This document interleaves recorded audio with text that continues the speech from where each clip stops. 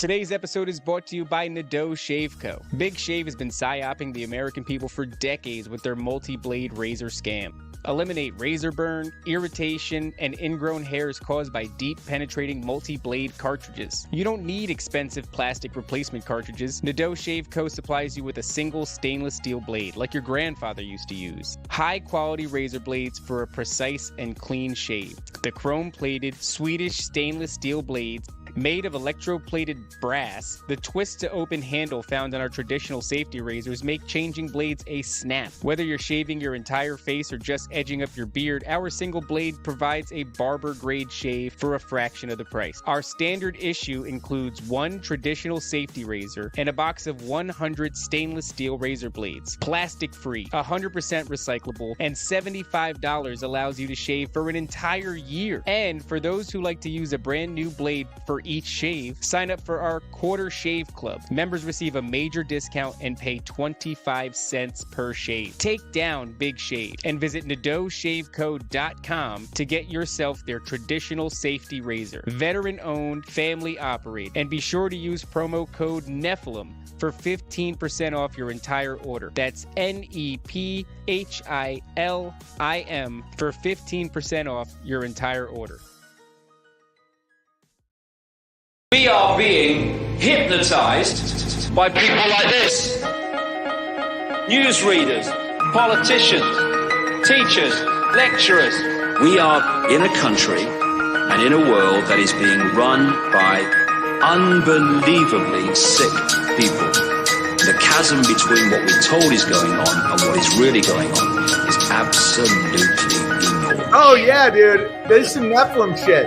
It's like we all know what's going down, but no one's saying shit what happened to the home of the brave. These motherfuckers, they controlling us now, and no one's talking about how they made us try to be slaves. And everybody's just walking around, head in the clouds, and won't awaken to a dead in the grave. But then it's too late, we need to be ready to raise up. Welcome to the end of days. Everybody is slaves, only some are aware. Welcome back to Nephilim Death Squad. I am David Lee Corbo, aka The Raven. That's Top Lobster. We are running late, but you don't deserve any better. Before we get into today's guest, I want to remind everybody that the 30th, we are performing live with Sam Tripoli at the Joke Joint. Go and get your tickets before it's too late. Go to samtripoli.com, click on events, find the 30th, and get those tickets. Come see us and like a bunch of people that I don't even know. Everybody's coming. Clint Russell's coming. Josie the Redheaded Libertarian. Juan of the One-on-One Podcast. Thomas of Paranoid America. All these people are coming. Come and hang out. None be a of part these of the people fun. are coming. They We've been lying to you the whole time. And guys, don't forget, go to the Patreon. Sign up at the $5 tier. Not only will you gain access to our Telegram, but on April 3rd, we are doing the very first members-only Q&A show. Top and I will be answering all your retarded questions, which if you want to submit a question, sometimes you got to do it on Patreon. This show just feels like an ad sometimes. Like it's supposed to be like the main show we do, and I'm just like, this shit is a fucking... The whole thing was an ad. It is an ad. It is an ad. I don't... God damn it, I hate it. Listen, we have a great guest with us. Izzy, what's going on, man? Tell us about yourself. Well, first of all, this video is brought to you by Ghost Energy. Ghost, please sponsor me. Please sponsor me. I would love it. No, I'm kidding, obviously. No, so, you know, I was supposed to have an interview with Bob Larson last week, and then that went complete sideways. Did you guys get to watch that, by the way? Because it was nuts. No, what happened there? Oh, he wanted to ambush me live. He got mad at me because here's what happened. It was supposed to be a discussion, and then the emails, because I was talking with his assistant, and then it eventually boiled down to this: 4 hours away from doing the debate. Debate, right? Because it wasn't called a debate until I happened to look at his thumbnail in big bold letters. It said "Debate with Izzycentric," and I was like, "What the hell?" And so we almost got suckered into a debate with fucking Jay Dyer, and it was supposed to be it was the strangest thing. Like, it was an interview, same thing, and then all of a sudden we got into a fight, and he was like, well, now it's a debate. And I was like, wait a second. I run ads. I don't fucking do debates, bro. Well, that's what I told the guy who was who had apparently picked me. He was just looking for someone controversial, and it was really weird because, I mean, Bob Larson is the kind of guy. He's been around for a long time, and I actually gave Larson my phone number. We talked for like, well, it was almost 15 minutes. And Larson is one of the first things he said was, "Well, what's your deal? What's going on? Why are you not joining me?" And it was so weird. It was so Joining him surreal. in what? What is the debate? I don't understand. The debate was, I believe in reading the Book of Enoch, and he got pissed off about that apparently. And then I called him out in the phone call saying, "Well, you got Alexander." Well, I didn't say Alexander Pagani, but that's another one. And Isaiah Saldivar, the guys in the Deliverance ministry space. I don't know if you guys are familiar with them, but and me and Isaiah are actually the same age. So I'm not part of the Deliverance ministry space. I study demonology way on the other side in another corner. I don't believe in associating myself with a specific corner. I'm just among the body of Christ. I don't like getting into the nitty gritty with, I'm with this sect or that sect or whatever. Well, that sect, it seems, we talk about it on the show. That sect seems like people that kind of don't want to explore what's actually going on. They're very happy in their box. And as a Christian, before I kind of started learning about this stuff, you do feel a little bit disenfranchised because it's kind of like you guys have this book here and these extra biblical books, and you kind of just don't want to look at any of this stuff. Just, I don't know. Well, yeah. I mean, I was telling Larson, I was like, the Book of Jude quotes Enoch directly, right? And he was like, "Well, we could talk about that on my show if you want." And I was like, "Okay, but you want to debate me, and I don't want to debate you. You're going to have a really hard time fighting me because I'm not going to fight you." Yeah, see, if to debate insinuates that you're both coming from like opposite ends of the spectrum, and this is all brought together There's, like, by an contention. argument. Yeah. And it's like, well, honestly, you probably agree. This is how I felt with Jay Dyer. It's like he said that he wanted to debate me, and I go, I struggle to see where we even disagree. And maybe you'd say something to me that I don't agree with, and I'd go, huh, that's interesting. Such a interesting thing to consider, but that's about all you're getting out of me. The idea that I would like bury my heels in and go, no, you're definitively wrong, and here's why. Yeah. Just in a realm where we're all kind of trying to interpret this reality that we inhabit. It seems wild, such a wild thing to engage in. Yeah, it's strange, man. I don't understand because Jesus asks the disciples, "Is Christ divided?" Oh, no, excuse me. Paul said that, but Jesus said, "The kingdom of Satan is not divided against itself." So, like, if we're sitting here getting hopefully not defeated, but attacked by the demonic, and then Christians can't even get along with each other, no wonder why there's over 45,000 denominations now in the world. Yeah. It's a You know what's stupid really high interesting number. about that? You can draw and this is probably as far as the correlation could be drawn, but I do recognize there's an interesting parallel between what people identify as the left versus what people identify as the right. And the reason I say that is because obviously there's a lot of nuances within these things. A lot of people on the left would say we don't claim people who want to do drag queen story hour, right? Those are our people. But if you look at it, it's like they are a united front. And then the right is very busy nitpicking over, various different things having to do with the Republican Party. So it just seems like the left Are may you have a bunch of comparing- different views. Are you comparing the left to literal demons and the right to the Christian body? I mean, In this sort of particular close. case, it does draw Well- an interesting parallel. So, well, that's actually it does draw an interesting parallel because, and you see where Ben Shapiro. Yeah, I'm bringing him in. Sorry, guys. He's literal brought, devil. Here we he's- go. He's brought in. He's tried to become like the face of the right with the Daily Wire, and then when he made that joke about Jesus Christ, and then he added to it by saying, "Don't nail me," with the picture with Jesus' hands up. I was like, well, he just lost a lot of followers because a lot of people. You don't even have to be Christian nationalist to appreciate some of the Daily Wire stuff. Hence why even Candace Owens was a part of them at one point. But then when it just started going off the hinges, and it's just, I think people were forgetting over time that Ben is not a Christian. So It seems worse than that though. Like, I mean, over the past year, it went from like, well, they're not Christians and they don't agree with us, to like, I feel like you openly hate us. Like you openly mock us and literally do hate Christians specifically, but like, I don't know, white people.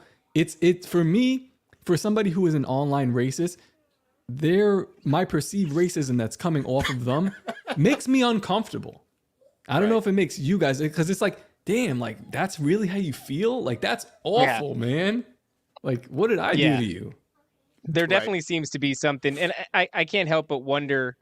We talked about it on the last episode. No matter how much Candace Owens, who I tend to agree with, I enjoy her. I enjoy her character too, but it does feel like a character. And then recently she slipped in this whole like Christ consciousness thing where I'm like, all right, I don't know where we're going, but this whole thing feels like an orchestrated. And I want to get into the demonology because we did have an interesting episode with Tim Alberino, who we actually did kind of get in the weeds a little bit about the nature of, he's saying not everything is demons, not everything is the fallen. And I'm saying, yeah, there probably is a lot more nuance. We just don't have the book on it. But before we get there, I do want to mention, go ahead. So sorry, Izzy, you're actually the perfect follow-up guest to Timothy, because it was a struggle session almost for like 2 hours where we're kind of making jokes about the Nephilim. We're saying, well, the aliens might be, the Nephilim. And he's kind of like going back and forth. He's like, no. Then we ended up in a weird place. Like, well, there are so many classifications of these things. Where do we begin? And he kind of said, they possibly are Nephilim. So Nephilim, I know that you're big on like fallen angels are not Nephilim. Correct. They're the fathers. The Nephilim are the children. And then in that category of Nephilim, there's so many subcategories that you can peek down to. Like Tony Merkel likes to go down the rabbit hole of cryptids being Nephilim, like Bigfoot, stuff like that. And I'm like, hey, I'm not sure, maybe. So you're the perfect guy to come on after, Tim. Tell us about this stuff. What have you learned in your travels? Okay, well, first of all, I have yet to bump into an angel / alien, which I believe that. So, and I mix this up sometimes, angel and alien. And the reason I do that, well, they both start with A for, I don't know. I did one video on this topic and I've mixed them up ever since. But here's where it gets really nuanced, is that just like there's a difference between fallen angels and demons, there's a difference between different types of aliens. And so you have the grays, which I put in their own category, and then the human-looking ones that they call the Nordic aliens that I put in a separate category. Have you guys heard of the Nordics? Yeah. Yes, the tall whites, blonde hair. Those are fallen angels.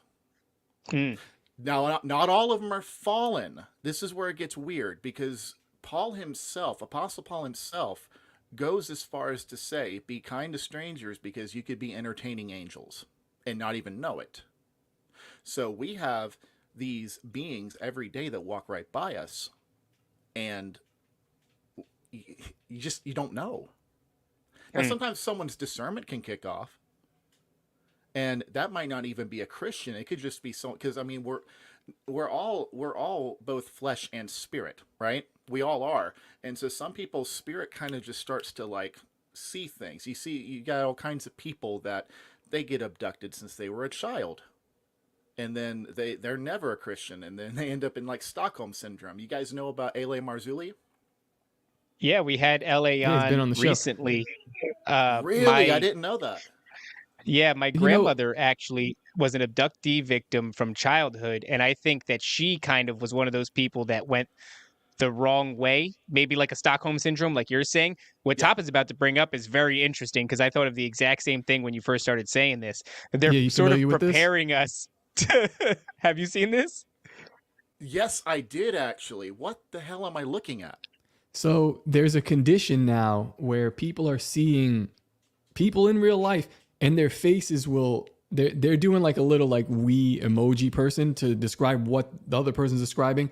Eyes go to the side of their head, mouth gets real long. And this is a condition that people are having, and they're saying, oh, it's a medical condition. And I'm like, that's not a medical condition. Demon face syndrome. It might be a medical condition, or it might be fucking demons, dude. That could be us looking right through the veil and then just seeing. Right. They Live by John Carpenter. He puts the glasses on, and then he just sees, okay, that's not human, and then he can't stop staring at him. He's just like, Yeah. well, what the hell? He's like, wait a second. So I want to go back to something that you just touched on. You said that you put the Greys in a separate category. This was sort of the butting of heads that at least I felt that I was having with Alberino, who is a wealth of knowledge, awesome guest, but is very much, I mean, he's done as much research as he has. And so I think he's very not set in his ways, but he feels passionately about his positions. But what I was suggesting was, and I'd love to know your take on this, Izzy, um, these Greys, do you subscribe to the idea that this is a sort of biomechanical meat suit that can be inhabited by maybe the disembodied spirits of the Nephilim, maybe to be able to more accurately interface in a physical way with this realm, with this dimension, with human beings, whereas typically these things are sort of locked in a spiritual realm? Well, years ago, my dad and I came to the conclusion, because my dad's obsessed with Genesis 6. We were talking about it, and I said, I see them as almost like a Nephilim 2.0. Lo and behold, after hearing L.A. Marzulli and it's not just L.A., but like there are people, listen to the testimonies, like Dolly. The testimonies over and over again is like, I saw it, freaked out, and then it was just a flesh suit, like an astronaut suit. So we need that to, I not everyone subscribes to space, especially like lately, because everyone's questioning everything, which may not be a good thing, but hey. But like the concept of, if we're going to leave this plane of existence, we need something to get out of here, otherwise we're going to be dead. I mean, we go underwater, you have to wear something. So, I mean, yeah, like for demons to actually be able to physically touch us. Also, this is extremely important to note as well. The reason why I make that distinction between fallen angels and demons is because demons would be, think about a Nephilim or a demon in their past life. They would be the perverted image of the face of God, right? They would be half angel, half human, and essentially what they were trying to do was corrupt the incarnation. They didn't know how far away Christ would be. They didn't know when this Messiah would come, but they were trying to corrupt the incarnation. That's all they were trying to do. That's why I like studying demonology, because it always points at the light. The darkness points at the light. Darkness is absence of light. So, do you think the major sin that they so the fallen angels that were locked away, were those fallen locked away because they procreated with man? Is that like the major sin? Like, whereas Lucifer did not, he's allowed to still roam. There's still other ones around. Yeah, I would say so. In fact, go as far as to, okay, like, how people compare Sodom and Gomorrah to like today's time? Yeah. Okay, why hasn't God nuked any of our cities? Exactly, because it's not. Why hasn't he flooded the entire earth? Well, he said he'd never do it again, but right. Because but nuking, the corruption's not there. He's okay with nuking. There was corruption in Sodom and Gomorrah. The angels did not keep they did not keep their place of authority, their place of their proper dwelling.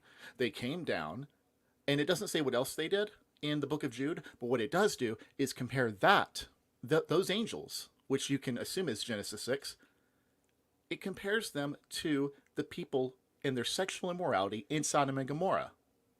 And Sodom and Gomorrah, what did they try to do? Every man, young and old, all around the city of Sodom, one of the two angels that were trying to escort Lot and his family out. That's want to have sex weird. With them. That's weird. And so I say, okay, obviously, like, I don't care how gay you are. You're not going to be like, that man now, I'm going to jump on them. Like, no, come on. Let's be real here. Nobody's that gay. I mean, you're talking about every man in the city of Sodom. Like, no, in the King James, it actually says, maybe King James, there's this weird phrase where it says they heap abuse on celestial beings in the book of Jude. It's a really strange one. In fact, let me see. What's that expression again? Heap abuse on celestial beings. So if we, yeah. Jude 1:8. the ESV. Can you guys see me okay? Yeah, okay. So in the ESV, it says they blaspheme the glorious ones. In the NASB, it says they reject authority and speak abusively of angelic majesties. In the KJV, it says they speak evil of dignities. But then in the NIV, randomly, it just jumps off the rails and says rejects authority and heaps abuse on celestial beings. If you read Jude 1:8 in the NIV, you're like, wait a minute. Were they just slandering these angels in Sodom and Gomorrah? What else were they doing with them? Raping them? I believe that they were making some sort of deals and prostituting themselves. I mean, look at the crazy New Agers now. What are they wanting to do with the aliens? It's all the same thing. Even Aleister Crowley said today they call them angels and demons. Tomorrow they'll call them something else. We're all talking about the same thing here. Yeah, that's where I actually had a bit of not an altercation, but some people on Twitter today got upset because I was saying that this one female artist, for lack of a better term, she's like this lady that's like full blown, patchouli hippie, and she's singing about like spiritual awakenings and doing ayahuasca and communing with aliens and the pyramids and what they were used for, and she's like rapping. Like, apparently she's a decently successful artist. And all I said was something about like, this silly bitch is communing with Nephilim spirits. And we kind of throw that terminology Nephilim around real loosely because it's a word that like catches people's attention and gets them to come to the table and go, whoa, what are we talking about here? But oh my God, you have the thing. I can't even stand this, but let's play it. My soul tried the best medicine. I've been learning shit from the aliens. Like how we're all connected to the pyramids and how we used to use them for... She's exhausting. She's very exhausting, very, very upsetting. But a lot of people were upset with me because it's this idea of like, oh, do you think that aliens are definitively bad, or you can't have a positive experience with some sort of entity after doing DMT or doing ayahuasca or whatever the case may be, and not everything is Nephilim. And I'm like, well, number one, Twitter is not the place for nuance. I'm just here to make fun of this white woman. But if you want to get into it, Izzy is much more. Man.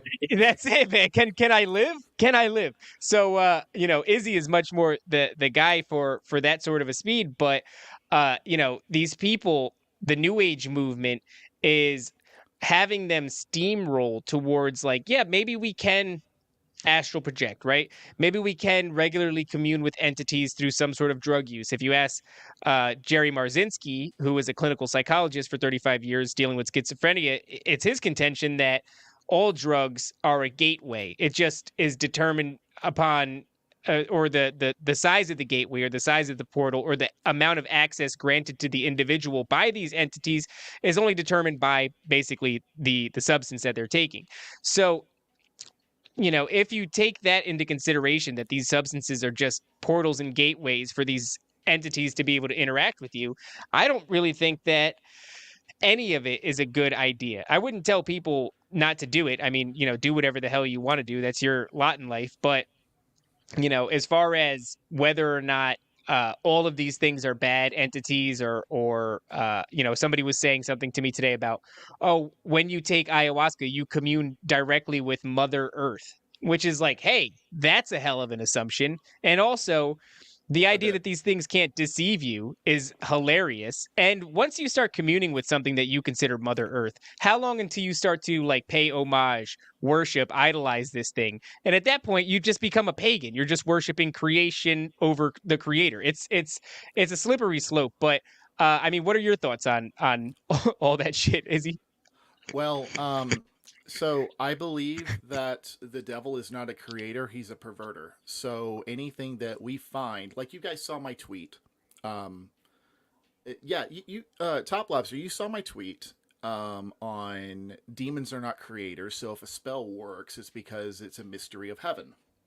Yes. Yeah. Okay, sigils are a mystery of heaven, like Supernatural, where they quickly panic and draw something in blood because they cut their hand open and draw something in blood and then they smack their hand on it. Now, most of that is fiction, but there are bits of truth in Supernatural that I actually really enjoy when I want to kind of turn my brain off a little bit. But of course, not as successful since 2020. My brain is always on now, thanks to them and the bastards and in high places. But Yes, join the club. As far I'll tell you this too. My studies in demonology only I tripled down on it, and because I wanted to see it's like if Christ is getting closer to us, which every day we get a little bit closer. Tomorrow's not promised, and then what's the devil doing? He's panicking. So now we have people that are, like shaking their rear ends, their asses up and, like Sam Smith and stuff, which, I mean, so,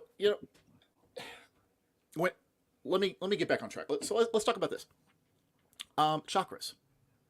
I do believe that chakras are a thing. It just so happens that the pagans got to them first. We have centers of the body that are it's connected to our spirit. So the third eye is also the pineal gland. It's also the thing that builds up melatonin. And now I'm talking about the physical aspect of it. It builds melatonin in the body. So as the sun goes down, the eye starts to close. It builds up melatonin. The person sleeps. The person dreams. Depending on where you believe. If you're a more intellectual Christian, you'll probably end up writing off dreams. Of course, if you're someone like my wife, she'll wake up and say, give me a pen. I just had a dream about something. I experience that all the time with her. And so I'm always telling her, keep a notebook nearby. And her dreams are intensifying, so that's even scarier. But in fact, she actually had a dream about that boat in Maryland. Whoa. Oh, really? When it happened, she said the only difference was that it was daytime, not nighttime. He said, Israel, that happened. Didn't Ryan Garcia also said he tweeted something horrible? I don't know. So my thing with the Ryan Garcia thing, I don't know if you saw this, Izzy, but Ryan Garcia is a famous boxer, and he had a tweet resurface.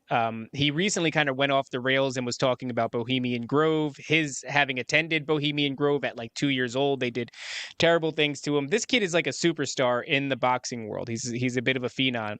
And so somebody dug this tweet up, and what does it say? Top of my screen is a little... Doesn't need to play music. It says something bad's going to happen in Baltimore, Maryland on March 26, 2024.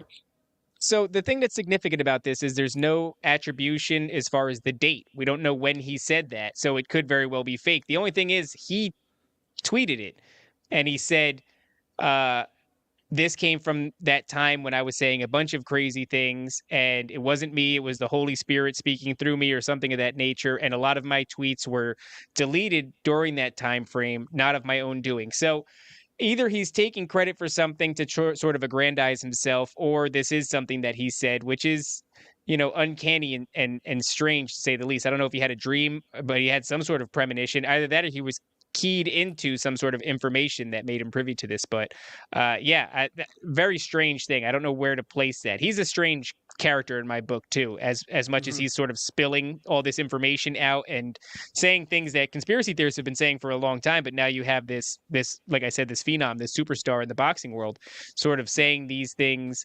unmitigated. He's just saying all the world's most intense stuff. Yeah.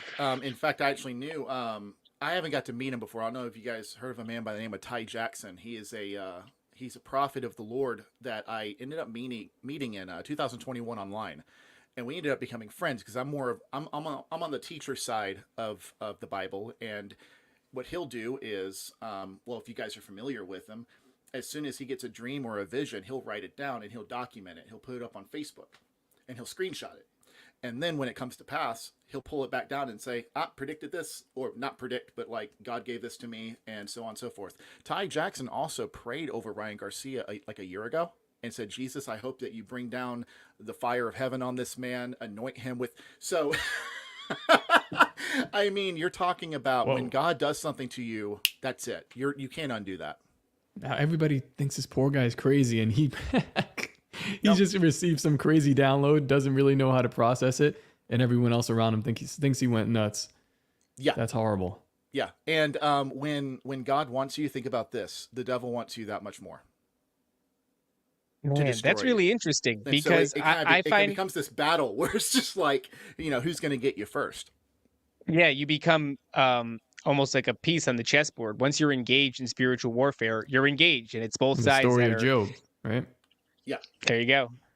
So it's interesting because I look at the Ryan Garcia thing, and it's like when John Cena had his thing recently and the whole world was going, he's having a humiliation ritual. And as a conspiracy theorist for over half my life, I would typically love that sort of dialogue. But for some reason, I'm like, when I see everybody saying that, I tend to pump the brakes and fall back behind the herd who continues moving it. So when I see Ryan Garcia being, like I said, unmitigated, nobody seems to be slowing him down. Kanye West did a bunch of crazy things, and it was very obvious that they did a lot of, whatever they could to quiet him and slow the narrative that he was pushing forward to the point where they threatened to drug him into oblivion and keep him from seeing his children anymore. But here is young Brian young Ryan. Dave, I want to hit the brakes real quick, and I want to go back.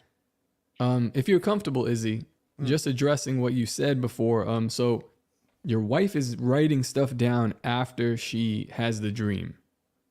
Yeah. Okay. Not every single time, and she loses notebooks like crazy, but when she does manage to hold on to one, she's undiagnosed ADD. She loses notebooks all the time. She's always buying new ones. You see those memes of the mothers online that are always trying to buy crap with their pens and then they lose them the next day. But when she does manage to do it, yeah, she'll write them down. All right. Now the question is, if you feel comfortable answering, what prompted her to do that? Because most people, whatever, from when I've heard people that are writing down dreams, they might be trying to want to remember something specific. Is she having any kind of like abduction scenario? What's going on? Well, I'd have to ask her about the specifics, but what I can tell you is that what prompts her to begin writing is when there is a clear and concise set of events that stand out in her mind, and she will feel the emotion of whoever is around her at the time as if she's really there. Now, every once in a while, somebody might have a really bad dream about something and go, oh my God, I'm so happy that didn't really happen. But I mean, my wife has had experiences of being in, what was it? She was trapped in someone's car. She had like a wreck or something and woke up and was like, hey, we were leaving Rock Hill. She was like, hey, slow down because I really want to make sure that we don't get into a wreck. I feel like this could really happen to us. And then we saw a car in a ditch. It hit a pole or something and it looked bad. And my wife just started like freaking out. She was almost shutting down. She was like, oh my God, that could have been us. That could have been us. That could have been. It's like she was so, it doesn't happen a lot. But when I see it happen, I've learned after 9 years of us being together to take it very serious. Interesting. It's one of those things where it also exhausts her. So she'll wake up drained from this dream as if she was literally running a marathon, but she's just trying to wake up. Wow. Maybe we need to have her on the show. She is incredibly shy, but I would love for her to be on any podcast really to talk about it because she is not in the social media space like I am, like not even close. And I'll tell you something else. Bob Larson said something really interesting when he went on to debate without me. Did I tell you guys that? He debated you without you? Oh yeah, he did. He went and found a bunch of my pre-cut videos and was like, well, his team's pretty good because I see that I imagine talks like that. He's like, it's pretty good. I like his production quality. He's really up there. And I'm like, that's all me. I don't have a team. Everything I do is on my own. But he said something really strange where I rarely even call myself a teacher. Just because I have a lot to learn and I try to be as modest as possible when it comes to teaching the scriptures or really anything I know for that matter in the paranormal space.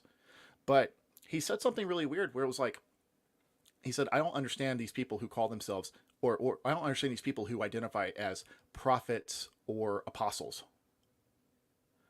And I'm like, I never call myself either of those things. But my wife has had some prophecies. And because in the Bible it says that when two people are married, they're one flesh.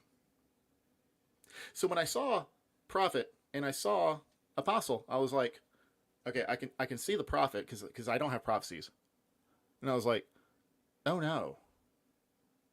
I had a demon in 2020 back when I used to ghost hunt, randomly say minister, and it's documented. I'm looking at the little device where the spirits speak through, and I go, I'm no minister.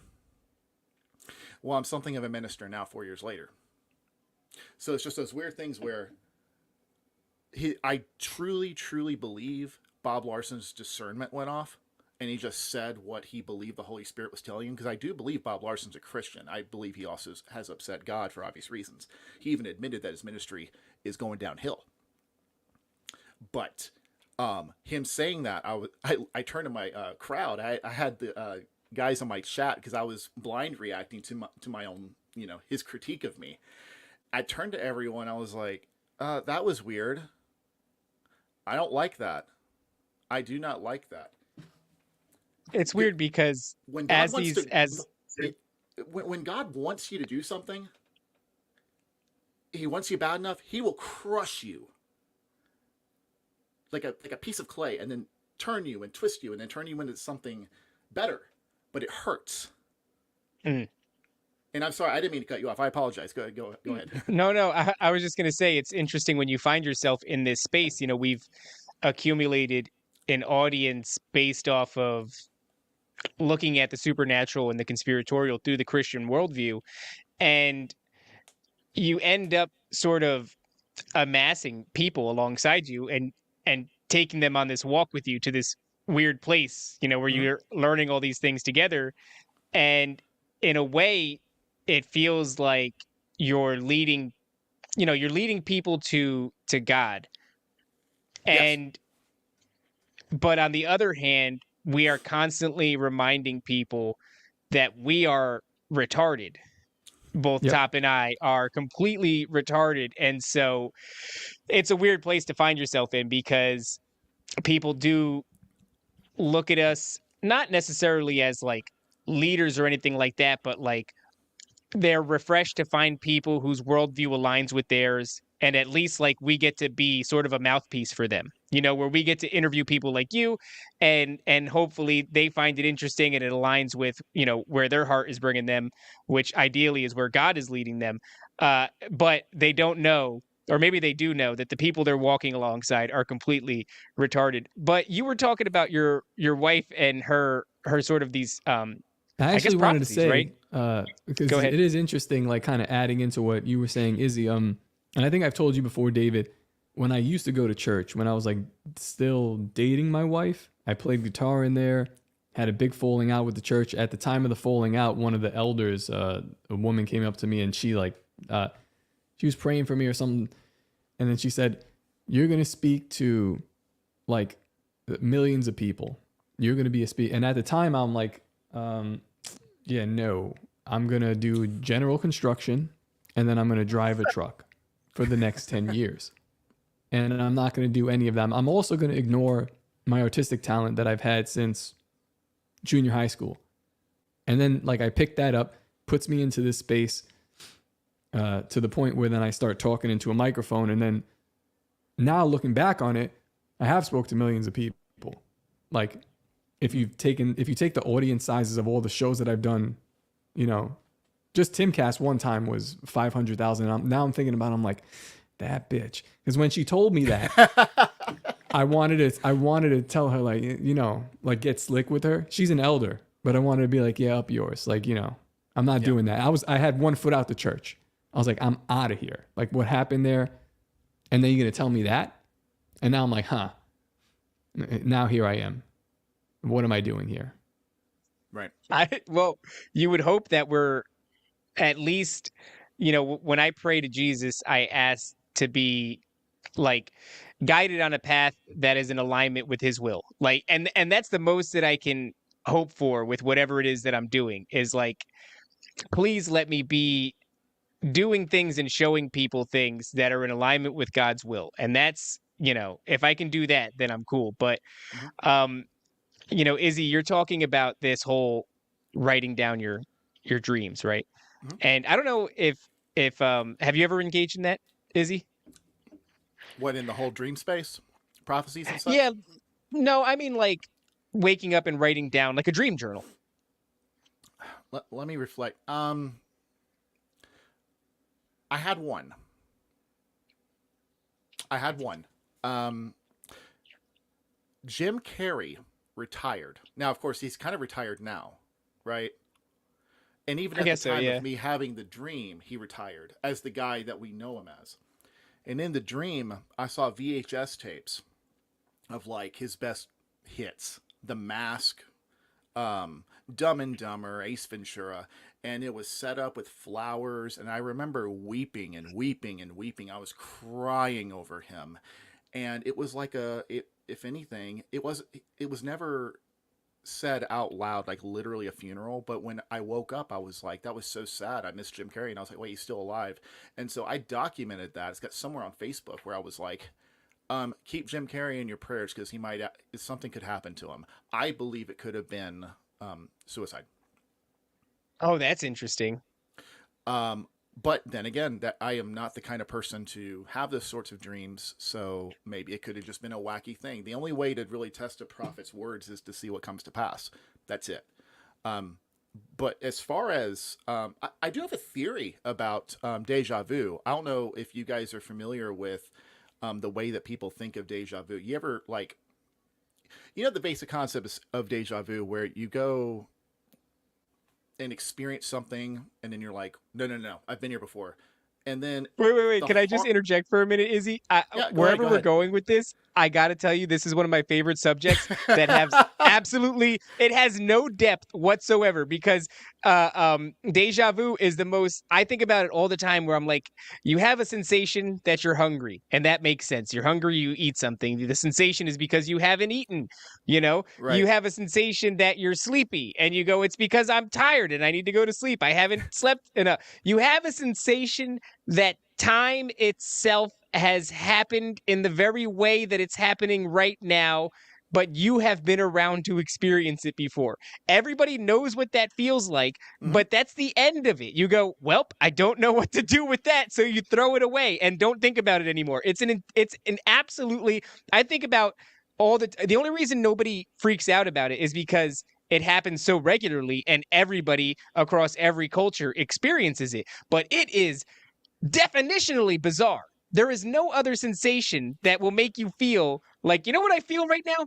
I feel like time's on a loop. Does anybody else feel like time's on a loop? Like, what in the world, dude? Like, I feel like I have to shit. Well, I guess it's just me. Oh, it feels like time's on a loop again. No problem. Well, have you ever compared deja vu to try to remember a dream you just woke up from? It's very similar in the way that it slips through your fingers, and now you're not even sure. The harder you try to grip it, the quicker it goes away, and you're like, damn it, get back here. And you're actively forgetting. You're forgetting within seconds of remembering. I consider it the same exact feeling, and the reason is because I believe that deja vu is simply dreams of the future that you just couldn't remember. You don't remember having the dream. Yeah, you had the dream, you saw the future, and I think people do it. It's the fluoride in our water. I'm telling you. Well, I had a friend growing up. This is the second time I brought him up in 2 episodes. Shout out to John. He's my childhood best friend. He was before I was old enough to think that that's weird. Back in like 5th, 6th, 7th grade, he would be like, yeah, I like regularly have dreams and then they come true, but they're very benign. Like one time we were standing on my friend's front porch waiting for him to answer the doorbell, and John goes, oh, I've had this dream before. Yeah, his mom's going to answer the door. And like he's like, yeah, the bird over there, the way it is right now, the sun, the sounds, the up, and then his mom opened the door, and then that was it. He's like, and that's as far as it goes. But he was able to predict like the next series of very small, insignificant events, and he's like, that just happened regularly. So when I would explain to him what deja vu is, it's interesting you should say that. I would say deja vu is like a sensation, and he would say deja vu comes from the dreams that I had of this very moment. Well, that's why I was making the joke about it's the fluoride in our water. You know, you got Alex Jones that says the water's turned the freaking frogs gay. We could have something in our water, maybe. Could be in our food too. There's no way this is good for me. But if it's keeping the body discombobulated from the spirit, no wonder why. Like it's like we're so close yet so far away from the just the basic gifts of God that come to us every day. Because we're not just flesh, we're not just spirit, we're both. Well, some people say that there might be a 13-month calendar, but you can go even simpler and be like, why the fuck do we keep changing the time every year, back and forth and forward and backwards? It's fucking crazy. Hate it. Yeah, it's just to keep you kind of like slightly off balance. Like you can't ever have your head on straight. Something is constantly nudging you. If your bills or whatever isn't fucking you up, if general life around you isn't going crazy, if the world isn't collapsing, we're going to change the time too. Right. Because God forbid. Oh. Izzy, you're saying that we're spiritual as well as physical, and you're talking about God's gifts, and this is kind of what I was getting at before with the dream journal. Excuse me, dream journal is like, I do believe that we have these innate abilities. Like I think that astral projection is more than likely a capability that human beings have. I think that premonition through dreams, lucid dreaming, it probably serves a function if you're doing it while being guided by God, but. These things are so, as a society, we're so detached from them. And the only people that have a stranglehold on these functions right now, like astral projection or meditation or any of these things, right? Or, you said chakras before, aligning your chakras and yoga. Who has a stranglehold on this? Well, it's the New Age movement. And And I'm not, people talk about Christian mysticism, and that's like, well, man, I certainly don't want to slip into this weird place of like Christ consciousness or some crap like that. Which even, who knows, maybe that has its validity. But as far as I'm concerned, Jesus is somebody who died for our sins, and literally so that we could, find forgiveness and go to heaven, and that the path is through him. Is that where the buck stops? I don't know. I'm genuinely at this point afraid to like explore anything else and accidentally slip into some new age shit that's going to send me careening down a cliffside. Like I have something that I think is the ability of like some sort of astral projection. I don't like doing it because when I do it, two things about it. One, the overall vibe of the room gets creepy as hell afterwards. And two, it's really hard to turn off. It's hard for me to go to sleep afterwards because every time I close my eyes, I still see like shit. I don't know, stars, objects, places, like I see things and I don't like that, so I don't do it. But it feels like this thing that's sitting on a shelf and collecting dust. What is your opinion on these? I don't know if we're touching on the same thing, but it's like you use the word gifts from God. But like, how do we even begin to explore them without falling into this swamp? Okay, well, firstly, my wife actually did astral project for a long time, and she never had control over it. She would blink and then open her eyes and be in different places while asleep. In fact, she actually invaded someone by accident during astral projection and pissed them off. They were like, "What the hell are you doing here?" Funny thing, though, that person worked at the same pagan store as her. So it was just, and she never meant to. But the last time that she did it, once again an accident, she never had control over it, she was kind of zipping around, came back to her body, and saw a demon trying to crawl into it. Whoa. Yeah, well, I mean, if it's a vacant body, right? Yeah, exactly. She rebuked it in Jesus' name, and she said it was the first time I ever confronted a demon, and I will never second guess being able to use your words as power ever again, because I did it. While astral projecting, she was just in spirit, saw her body there, and then she rebuked it. Do you remember what she described it looking like? No, but I will say she can see the stuff I can't.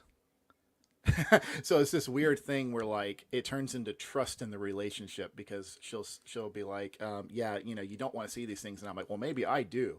It's hard. It's kind of hard to scare me nowadays. I used to be the ghost hunter. I still don't mind actually using equipment on the paranormal, just because I know the demon to ghost ratio is more like a 10-to-1. So you really want to be careful, like doing that, and be aware of what you're doing if you're going to do it. I would love nothing more than a demon hunting show where people are just casting things out of homes and stuff. I think that would be the coolest thing. You'd watch. Wait a second. Everywhere. Back up. Can't just let you slip there. Yeah. The demon to ghost ratio is 10-to-1. I love that statistic. Yeah, it's like, what the fuck? You can't just say that. Sorry. Okay, so it's a guesstimate, but no, the reason I say that is because there's only a couple of ghost instances in the Bible, but I do absolutely believe that ghosts are a thing. What is the difference, and how does something become a ghost rather than a demon? So, ghosts are disembodied people. Demons are disembodied Nephilim. That's it. Basically, what you guys believe, as far as Nephilim goes.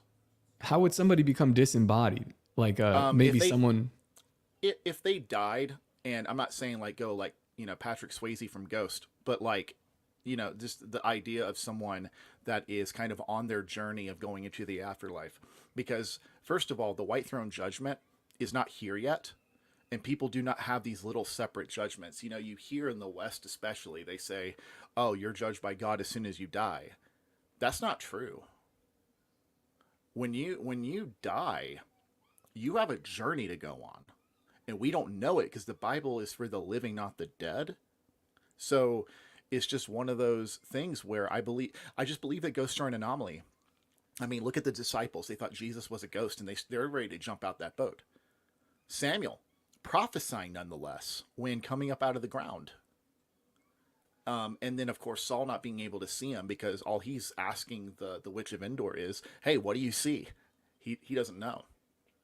And she's It's interesting because I sometimes think that more than likely when it comes to that realm, time doesn't function the same there as it does here. And so when we see a lot of people are like, oh, what? So you die and then you're just like walking around for hundreds of years. There's always that cliche joke of seeing like the woman in the old timey dress and it's like, oh, she's just been haunting this place. It's like, I don't know that time works the way it does here in that realm, Izzy, I just had like a discussion argument with my mother and my father, and I'm not quite sure where I stand on this.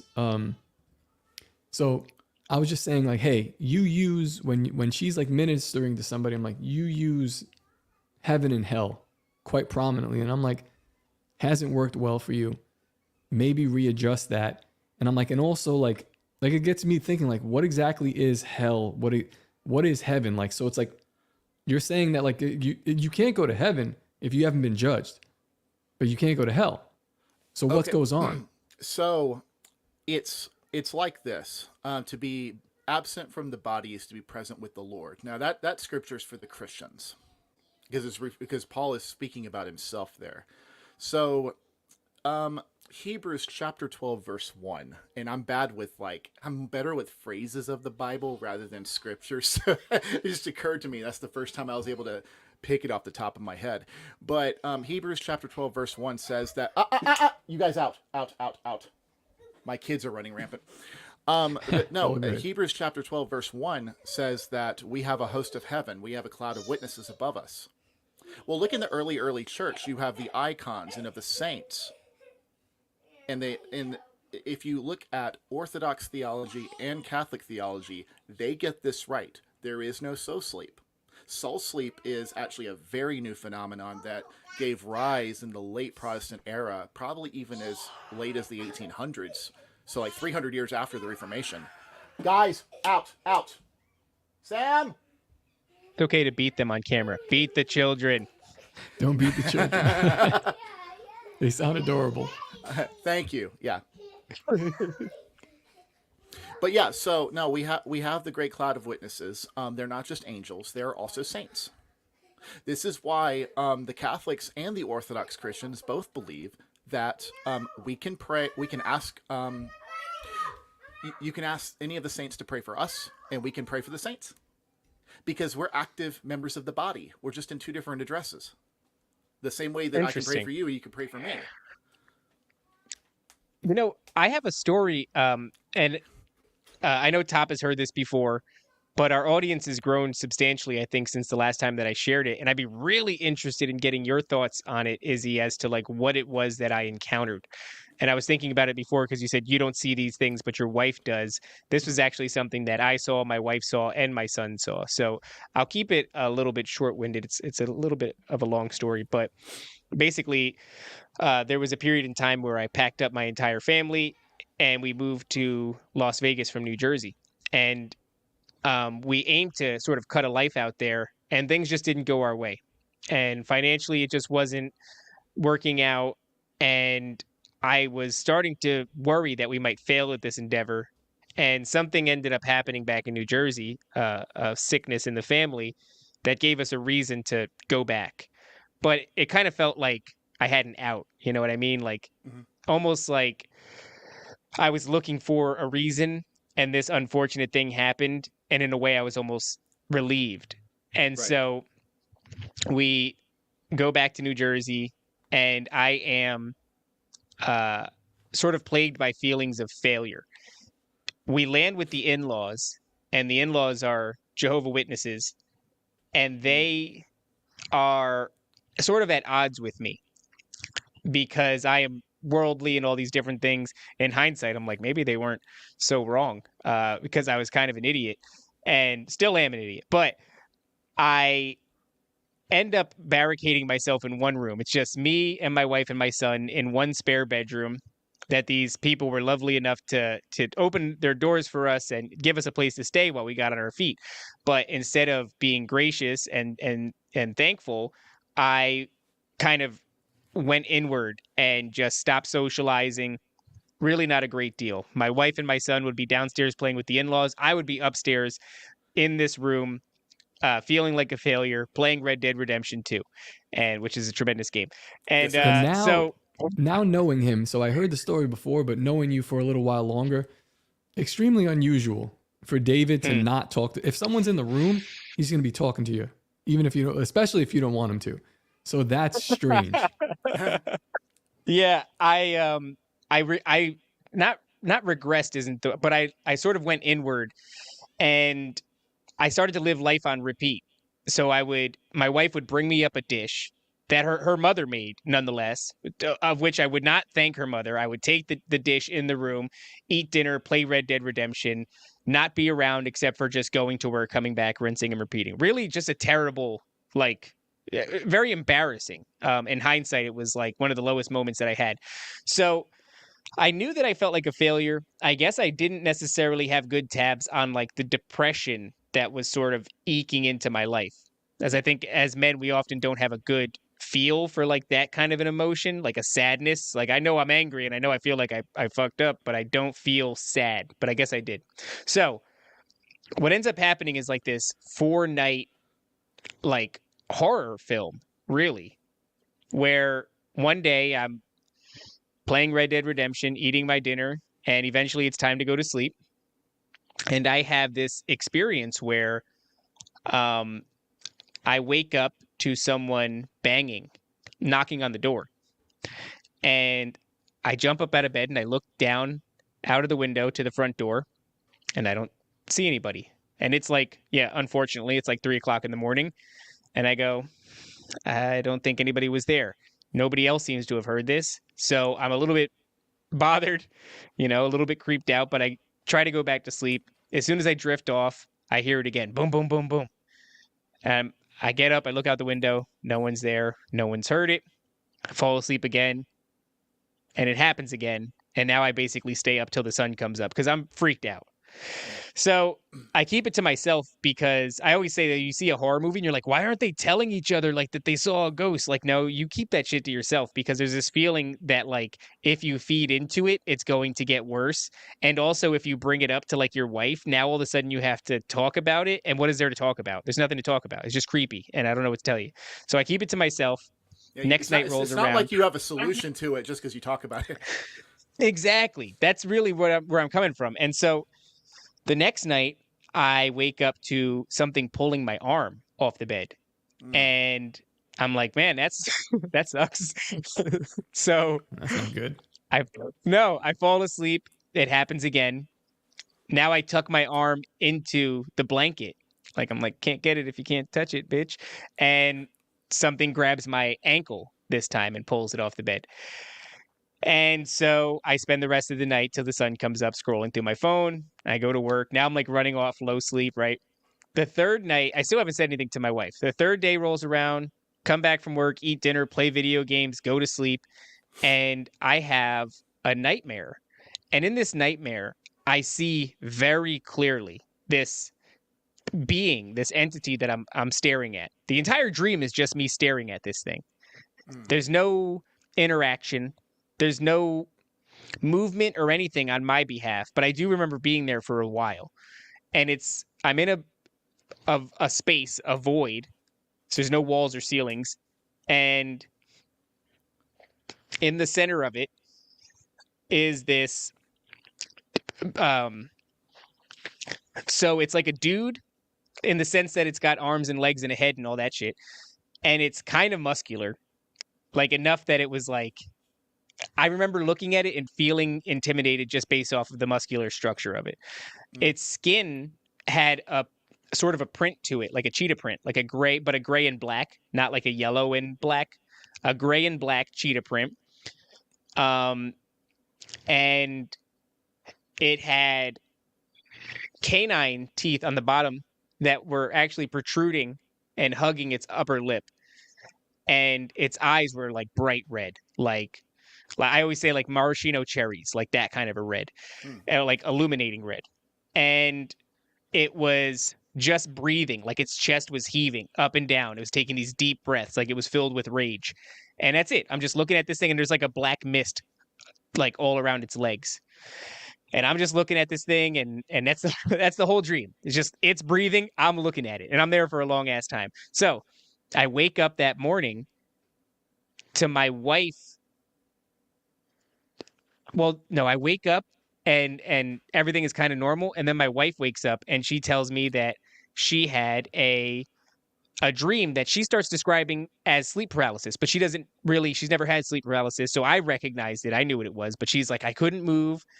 And I'm like stuck in the bed and I can only move my eyeballs. And when I look over towards you, there is this, monster with black and gray skin and bright red eyes and giant teeth pushing you into the bed. It's sitting on your chest and it's pinning you into the bed, and I can't wake up to save you from it.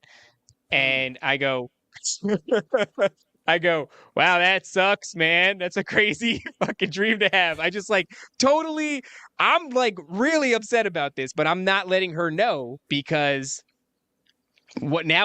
I really wish it would stop, but I don't know. So I leave it alone. I don't say anything.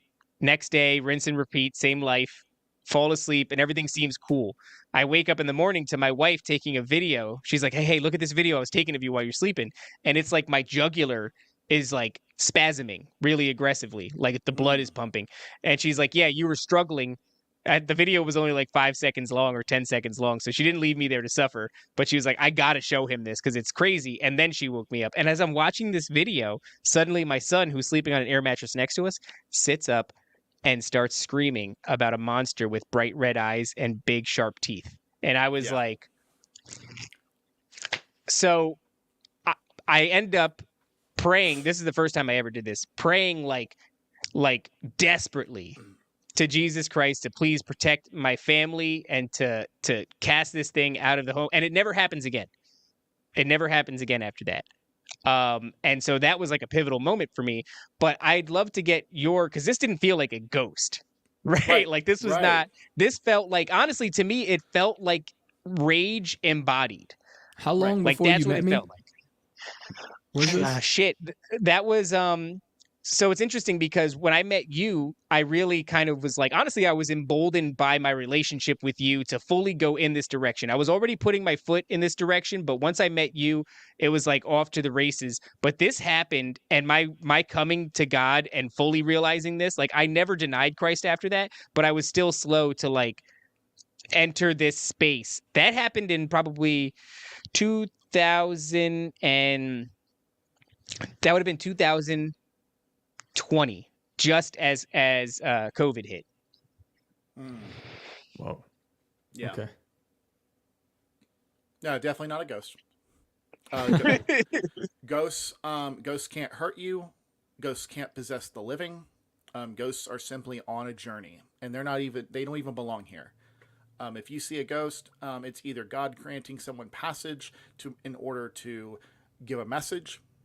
My wife's grandmother, so my son's great-grandmother, fended off some scary monster in my son's dream, and she smiled and waved and then disappeared into a light, and my son, not understanding that she already died weeks before, started screaming, Gigi's gone, Gigi's gone, Gigi's gone. Like, he was understanding that, but he was mostly not, he wasn't all the way nonverbal, but he was coming out of being nonverbal. So ghosts do cross through our world, but they don't belong here. So, and you know, if Satan can marvel as an angel of light, if he can transform into an angel of light, right? Then it makes you wonder what can dead Nephilim do? Well, they were half human, so you know, perhaps they can pass off as dead loved ones. Makes sense. Doesn't mean that ghosts are automatically demons every single time you bump into one. That's why it's important to have someone with authority, which is any Christian, any spirit-filled believer, can test the spirit to see whether it's from God. That's 1 John 4:1-3. But it's important to do that. But yeah, what you're describing there, and it's happening right when COVID hit. Yeah.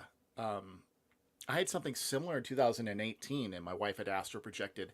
Not that I knew she could do that yet. I just met her. But I woke up with the bed shaking and feeling like something was following me around.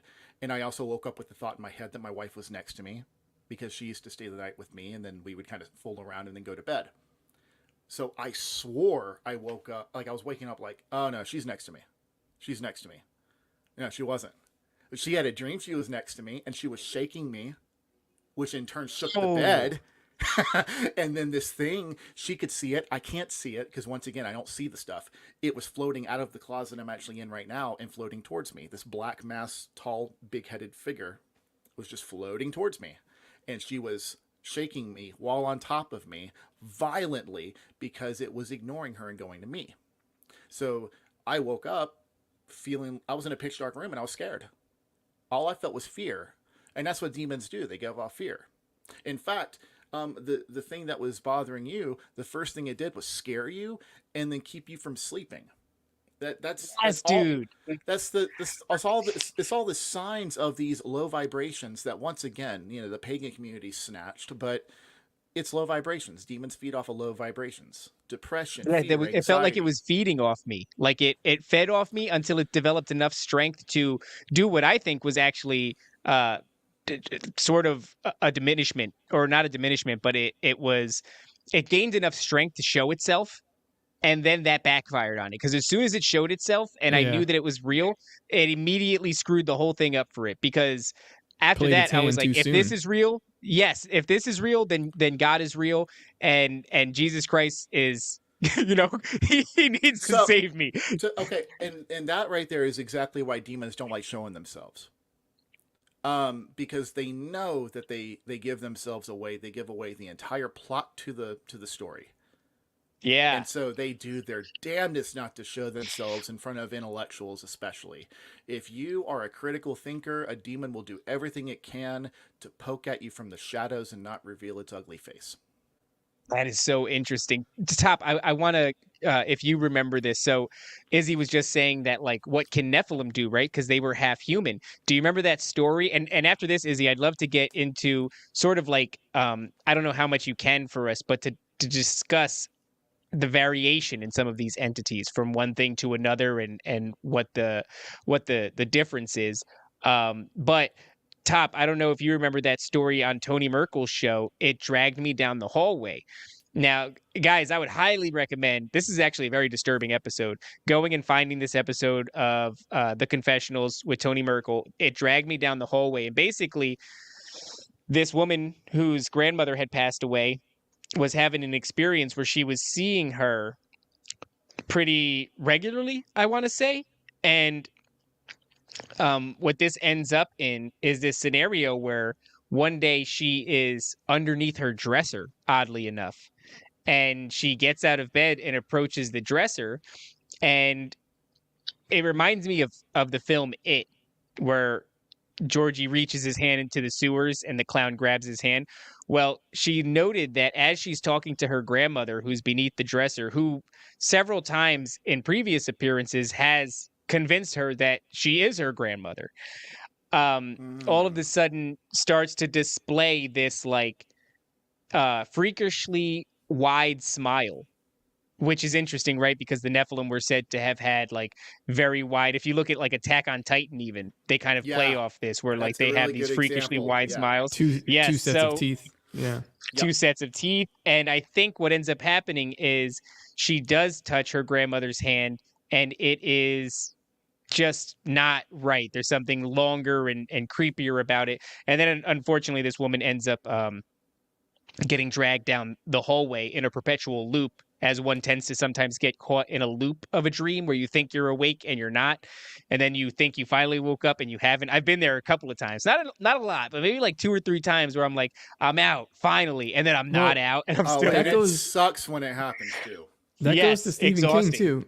Like Stephen King knows all this stuff. He would probably be a fan of this show because in the book when they do defeat Pennywise, like lights come out of him.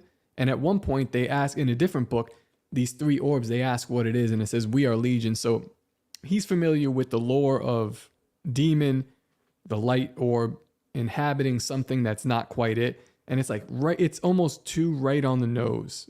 Like the guy has to know about this stuff.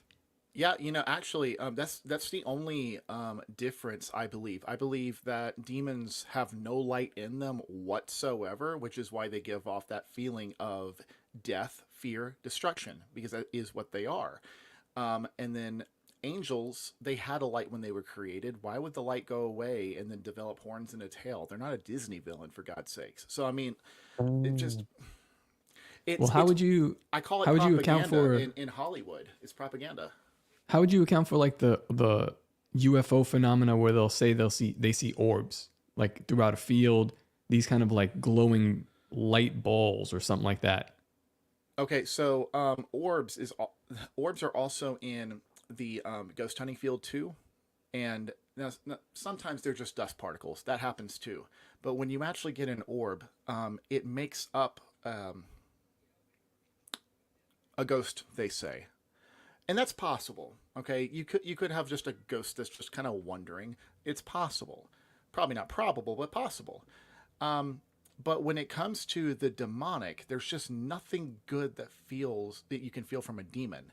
And if you had a battle with some other group of people and you really wanted to make sure that you got in there and infiltrated, you would probably bring a parent if you could. If you felt you could be outnumbered, maybe you'd bring a parent or a handful of your friends plus a parent, an elder, right? Okay, so you think about if fallen angels, select handful of fallen angels are the fathers of these black masses, these parasites, then what better than to bring in this thing of light that causes everyone to look at it, and then the darkness creeps in from the other side. There was a woman that was making love to something that she said was full of light and it felt good, and then one day, and I wish I could tell you guys her name because it was just a random story I heard, but she didn't see it, she felt it. It changed. Something in the room changed, and she believed that something else entered the room and then proceeded to grape her. And it was horrifying. It wasn't consensual at all. It was like the exact opposite. Literally the exact opposite. So that's really interesting because give off 2 different feelings completely. All of these abduction experiencers, I've had experiences of sleep paralysis where it was accompanied by the presence of a shadow and also the presence of like an inexplicably bright white light, and so bright that it didn't make sense. And my grandmother, who was an abductee victim since childhood, would often describe an appearance of a bright white light in her window. And then when she would finally be able to call for help, the light would go away before anybody, when her mother came into the room to say, "What are you yelling about?" And also she had the like stereotypical black shadow entities in her room.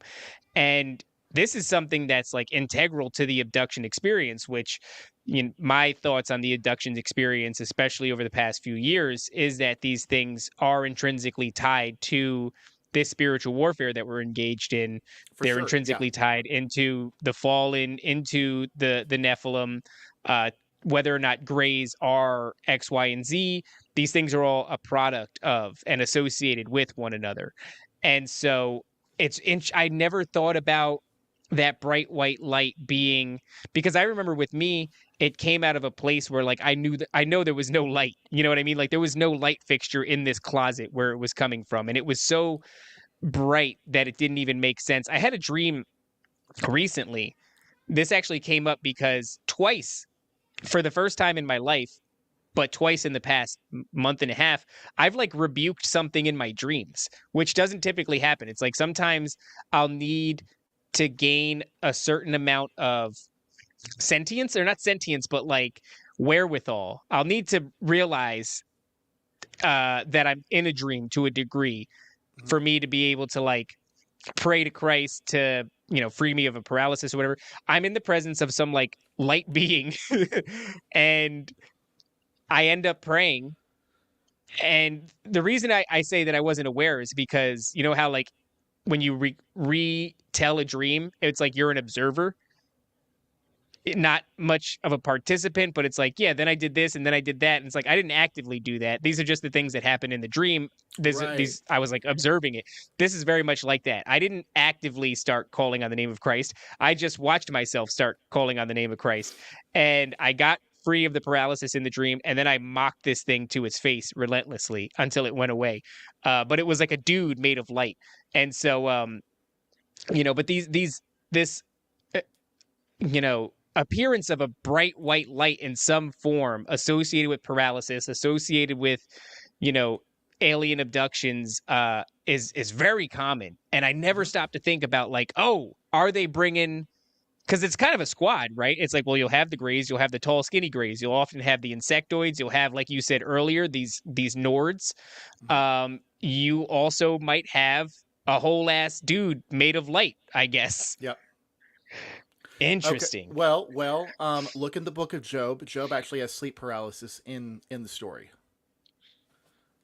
You guys aware of this?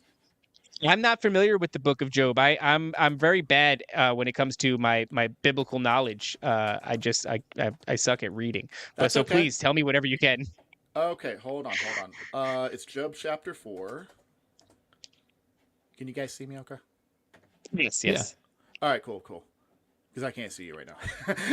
Let me see. I gotta get far enough to. Yeah. So. Okay.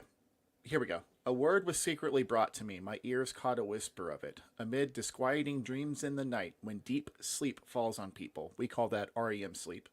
Fear and trembling seized me and made all of my bones shake. A spirit glided past my face, and the hair on my body stood on end. It stopped, but I could not tell what it was. A form stood before my eyes, and I heard a hushed voice. Can a mortal be more righteous than God? Can even a strong man be more pure than his maker? This thing goes on to appreciate Job for being such a good human. It's an angel, and not even a fallen one. It's just an angel giving him sleep paralysis. Dude, that's crazy because he's talking about his the vibration that's associated with this. These are things that I've experienced myself. Is the vibration like this trembling? Number one, the trembling and the vibration is accompanied with a fear that doesn't even make sense functionally. It's a fear that does paralyze you, or at least is accompanied with the paralysis, but like nothing I've ever experienced in my waking life has ever made me feel that sense of mortal dread. And then, of course, this vibrating of your bones. And for anyone curious, for any viewer curious, and you guys as well, that's Job chapter 4. That is biblical, what I just read. I didn't change anything. I was reading it in the NIV, but like maybe that's why the angels always say fear not just because they look like a bunch of eyes on a circle that's rotating and or like a bunch of wings. Maybe they in order to reach us, do they have to put you in a paralysis state like that? The hell, or maybe it's actually a byproduct of them entering, because you ever hear people that talk about like dimensionally, it's like, well, you're taking a 4-dimensional or higher being and you're putting it into a 3-dimensional realm. Remember we spoke to somebody that said it would be like putting your finger into like through a substrate and then having it pop up. Like if we were to show up in Super Mario's world where it's 2-dimensional, well, I guess if you're old like us, but back in the day when it was 2-dimensional, it would all of a sudden just look like a point appeared or something like that, or like a finger just appeared. You not see it coming, it would just suddenly manifest. Well, that's what you would see, but who the hell knows what you would feel if something suddenly just permeated the fabric of our reality, right? Would it come with those globes that have electricity in them, and if you touch them, all the electricity goes to your hand?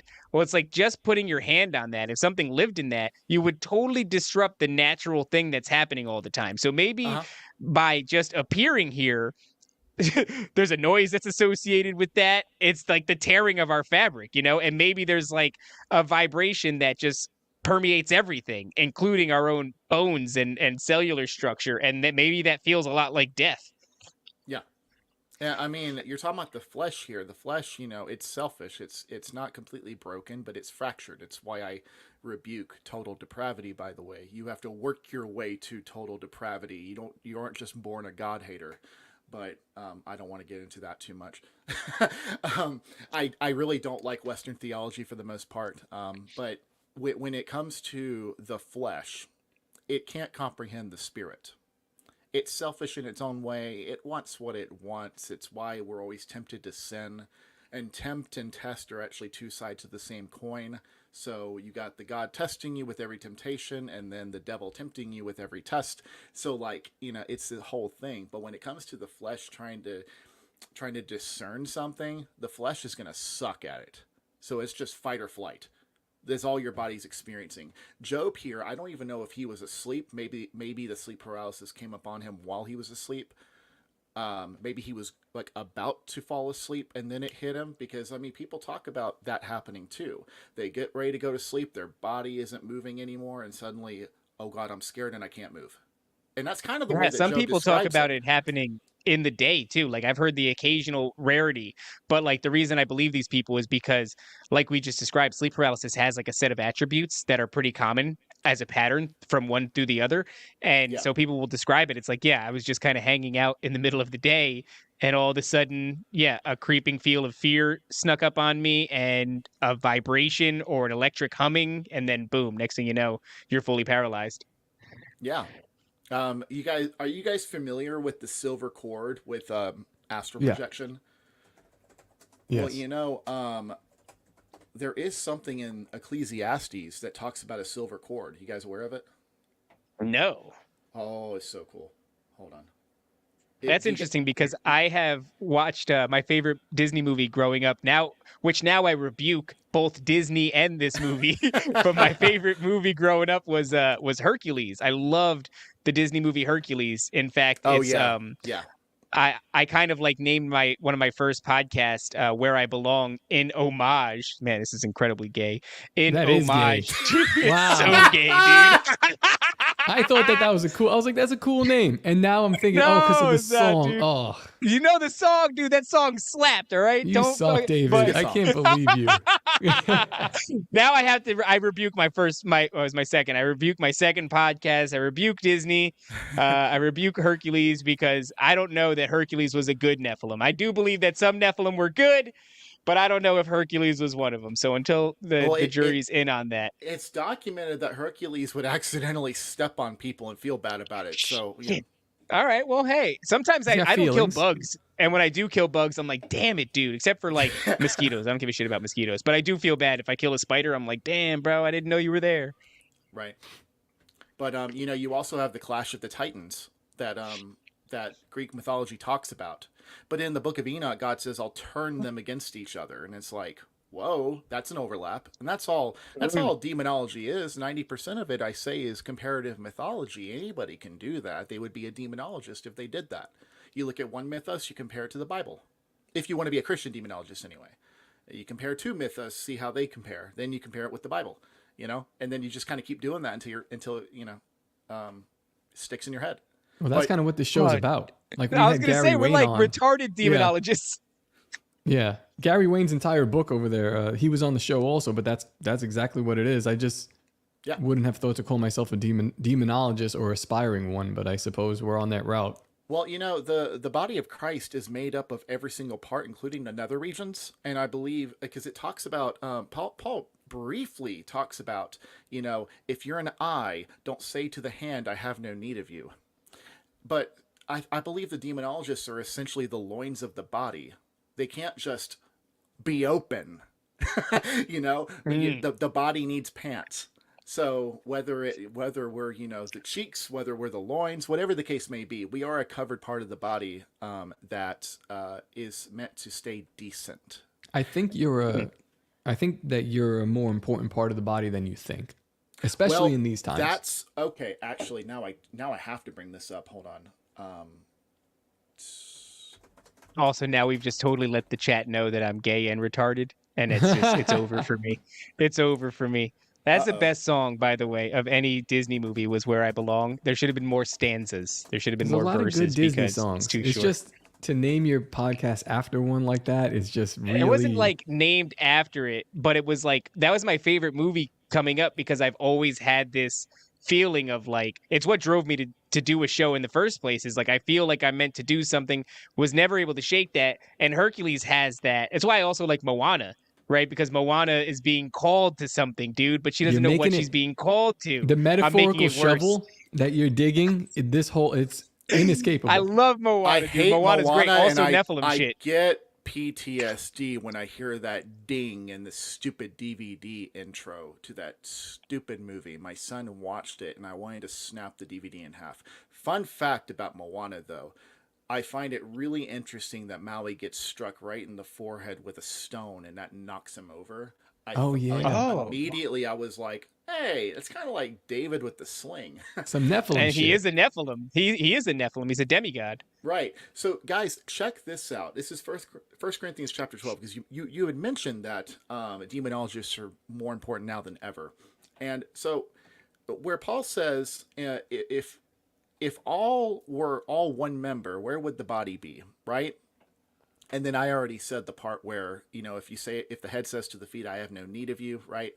But then it says, no, much rather, those members of the body which seem to be weaker are necessary. And those members of the body which we think to be less honorable, on these we bestow the greater honor. And our unpresentable body parts have greater modesty, but our presentable parts have no need.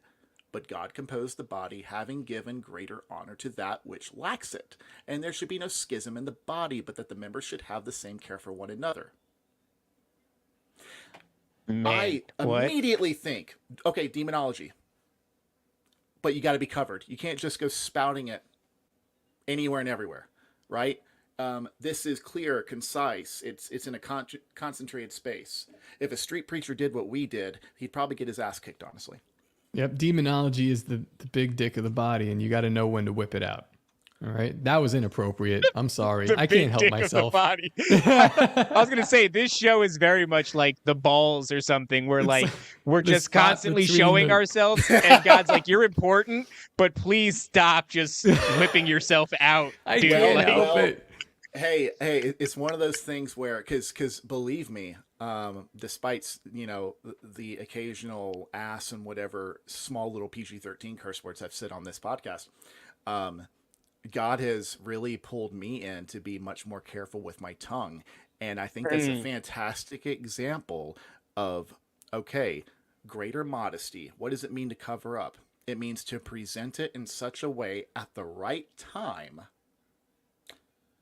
and not whip it out, throw it around. Present the balls at the right time.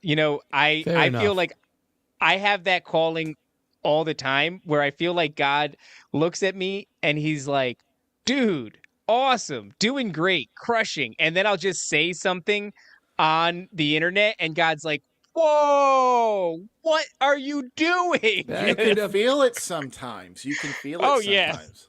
Yeah. Sometimes, yes.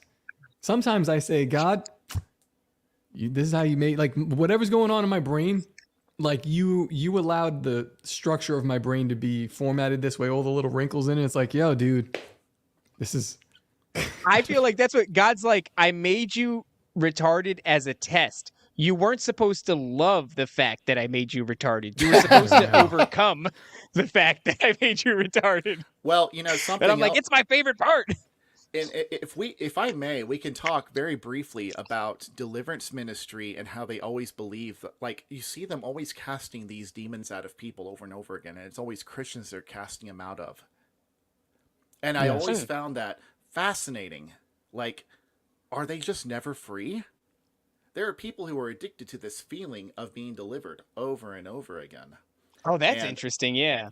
And so it's just one of those weird. I also don't believe in filming exorcisms, not unless I have the person's consent, in which case, y'all film it. Kind of hard to ask consent when the person's convulsing on the floor and speaking, backwards tongues or something. But, there was, not that I'm trying to bash Bob Larson over and over again, but I will say, if you watch his old show, where he would sit there and take his microphone and go, "What's your name, demon?" It's like, dude. Oh, yeah. It looks like the Jerry Springer show. Yeah. I'm not even kidding. It looks like something out of Jerry Springer. Agreed. And so, I don't like it. I don't like, and there's many others in the deliverance ministry space who still do that, where they will record it, no matter what. And like, it's not meant, and I know the defense on the other side. It's like, I know the pushback anyway, where it's like, okay, well, let me contend with, the Gospels were written down, and it's like, I can document with a pen and paper now. It's vastly different than me filming it, and then you can see it, you can hear it. Some people, they can't handle that, and you don't know what it's going to do to people. I mean, it's just one of those things where I'm just really careful about it. I've only actually bumped into one demon. It was through a Skype call with a guy, and I don't give away his personal information, but I will say the dude was more fit than I ever could be. He was in military. He owned a gym, or no, he was like second to a gym with a business partner, and he had these dark circles under his eyes, and he was exhausted. And I was like, dude, what was going on? And he said, since I was a kid, I had this thing in my head that would always be talking to me and predicting things, and it just never shut up. And I was like, do you have OCD? He goes, I definitely have OCD. Well, when I started asking him about some of these things, he went on to say that this, the voice in his head that he believed were his own thoughts, he went and said it would predict deaths of people, and then it would come to pass. And I told him very quickly, I was like, okay, thoughts don't do that. And so it was almost like a broken magic 8-ball, it was just like, he's always like, I just thought I was super smart. Right. Have you ever seen this guy? I'm gonna go ahead and no. An amazing Dr. Jerry Marzinski. Sorry, No. yeah. An amazing journey into the psychotic mind. So that's what you just described is what he's been studying his whole life, where he's talking about schizophrenia. Oh, you're gonna love what I have to say about this then, because I had if you had something to add to that, I apologize if I cut you off. Go ahead, you have finish. anything to add to? Okay, cool. I appreciate it. Okay, so I'm so excited about this. It was the first time I had ever casted out a demon, and it only happened like less than a year ago. Not every demonologist gets the chance to actually apply what they know to the field. Dr. Michael Heiser is a fantastic, he died last year, but I don't, and I'm not saying like he never casted out a demon. It's possible he did. I don't know. But what I do know is he definitely didn't lead with that.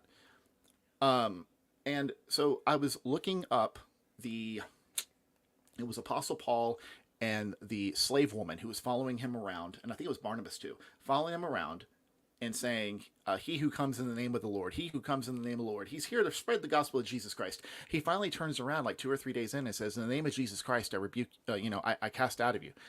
And it left her, and he got in trouble for that because the spirit would predict things, and that she would help her owners win gambles. And they said, you just costed us money. Well, the spirit, when you look up in the book, because it's in the book of Acts when it happens, the spirit's name is Python. Interesting. Well, it gets weirder because Python was, in Greek mythology, you had these oracles. And these oracles had to be pure. They had to be virgins. They couldn't be defiled in any way, shape, or form. They had to be celibate. And then they would allow, I don't know if it was Apollos. If it wasn't Apollos, it was one of the Greek gods that conquered a snake by the name of Python. And yeah, no. It doesn't matter. That's interesting. You actually see that in the beginning of the film 300, where Leonidas has to go to the oracles to get a basically blessing from this elder council on whether or not he should go to war. And the way that they determine it is by listening to the oracle. And the oracle is this young girl who they describe as a virgin who, is, I guess, under the influence of some sort of drug, and that allows her to channel these things and get information like that. So this was like a coveted position within, Greek structure. Right. This is actually interesting. The computer programming language as well, Python. Oh, that's interesting. I hate it when that happens. Freaking nothing is original. There's nothing new under the sun, as Ecclesiastes says. But I'm sitting there and I'm looking at Python, right? And not the coding language, but I'm looking at this spirit, in this story, and I think to myself, okay, if this demon is a Python spirit, it is very old. And I turned to him and I said, hey, humor me. This is going to be a little weird. I said, I'm going to see if it'll manifest, okay? So I'm not talking to you. And then he said, okay, go ahead. And then I said, Python, I'm speaking to you now. In Jesus Christ's name, Jesus of Nazareth, come forward now. I'm talking to you. Now, speak. And then he leans into the camera and goes, no. And he's like breathing heavy. And then he walks away, comes back, and he starts going WTF. I'm trying not to say the F word. But he's like just swearing, what the F, what the F, what the... And he's crying. And I said, I'm going to assume that's never happened to you before. And he said, never. He said, the thought in my head came to life and spoke through my mouth. And so then I told him, I said, okay, well, you're at work right now, and I know it's all, you're about to close up, but let's not do this now, because I can't guarantee it'll be out in 5 minutes or less. And so I said, don't let it freak you out too much, but now we know it's there, so we'll come back the next week, and then when you're alone, and then we'll go and do this. And it spoke to him directly for the first time, and he told me what it said. It said to him, I don't like him. I don't care where you go or what you do. Don't speak to him again. And then later it was like stages of grief. Then it started bargaining with him. I'll do anything you want. I'll stay quiet. Just don't talk to him again. So it went from like threatening demeanor down to giving him nightmares, dreams, draining him of his sleep. It was doing everything it could. And, we ended up getting... I'm trying to bargain with him. It was bargaining with him for sure. Yeah. Interesting. It was so nuts. It was nuts. You might actually, I would definitely recommend reaching out to Dr. Jerry Marzinski. You'd find him fascinating. Yeah. But like Top said, 30 plus years dealing with schizophrenia, he comes out the other end saying that this is demonic influence. And that kind of fits a pattern. One thing that you just described there, where it did not want him talking to you. This is something that Dr. Jerry Marzinski said was a common theme amongst these schizophrenic patients, was that these voices, they would tell the victims that I don't want you talking to him. And oftentimes things will get significantly worse for people with schizophrenia if they start to talk about it. So these things don't want to be talked about. Right. One of the things he said that I remember that's real interesting is he's in a jail cell and he's dealing with the schizophrenic patients, but he's dealing with them in a different way. Because he used to work in like a hospital, and they were like, you can't do that. You can't address these voices as if they're not hallucinations, because the patients are getting disruptive. And I'm sure that things were getting crazy if you're doing that with every patient in that hospital. But in the jail, nobody cared, because it's a jail. They're like, fuck these people. And at one point, I guess he's caused such a disruption in the general population there that has schizophrenia, asking about their entities that are talking to them, that one of them comes to him and says, you have no right to interfere with our way of life. It's like, you have no right to interfere with our way of life. It's insane. There's rules. There's rules to that. Yeah. And then he has another encounter with a guy, sits at his desk, and he tells him, he said, I want you to read this part of this article. And the article basically said, perhaps, you know, the voices in someone's head are not hallucinations, but maybe they're entities. And he says, and the guy kind of like goes blank like a zombie. He hears static that crawls along the wall behind him. And he's like looking at it, watching it travel into his garbage can. It jumps in there. He looks in, nothing there. The guy gets up. He says, I've got to go. He says, yeah, you should go. And he just leaves the room. Weeks later, he sees the guy again and he says, hey, that was really interesting. Like, you look better. You see, I've been taking your advice, doctor. But he's like, well, what happened? What the hell? What was that? And he says, that was the voices. He said, I heard the crackling. And the guy was surprised that he could hear this electric crackling going throughout the room. He said, yeah, I did hear it. And he says, well, entertain me. What did they say? And he said, the voices said to go out, find something sharp and stick it in your guts. And he said, whoa, well, why didn't you do that? And he said, because I couldn't find anything. Wow. And no one would give it to me. Yeah. See, it's insane. That reminds me. Okay, do you guys know of the real Emily Rose? Familiar with it. Yeah. I'm familiar with what is it? The Exorcism of Emily Rose. Yeah. She's based on a German woman by the name of Anneliese Michel. You guys know who she is? No. You can find her clips online. In fact, hey, can you guys pull up a video and go ahead and show that? Type in Anneliese Michel tapes. Just put it on YouTube. I think you guys as viewers would love that. Okay. It's interesting too, because one of the other things you mentioned before was these things kind of being able to predict things. And I imagine that there's like lesser and greater entities that are interacting with schizophrenic patients or people that are suffering from it. I wouldn't necessarily call them patients, and maybe not even schizophrenia, right? But they often have these attributes of precognition, where like they'll do it on a small scale and a grand scale, where sometimes it'll be like, you know, one story in particular I heard was a schizophrenic guy sitting on public transportation, and the voices kept saying, the man in the yellow shirt, the man in the yellow shirt. And then at the next stop, a man with a yellow shirt got on the bus and sat directly next to him. And then I guess there's other ones that are like, and by the way, the Green Bay Packers are going to win. It's like, why can't you guys be useful every time? Yeah. Papa needs a new pair of shoes. Let's see what's going on here. Yeah.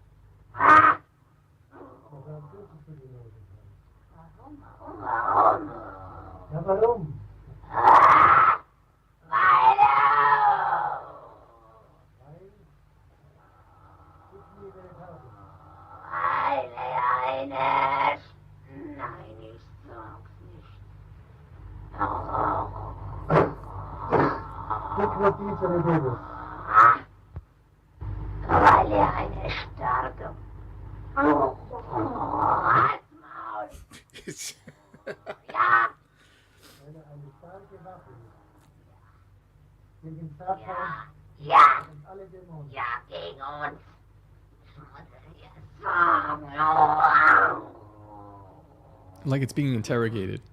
Yeah. Yeah, and by the way, the exorcism failed. The what?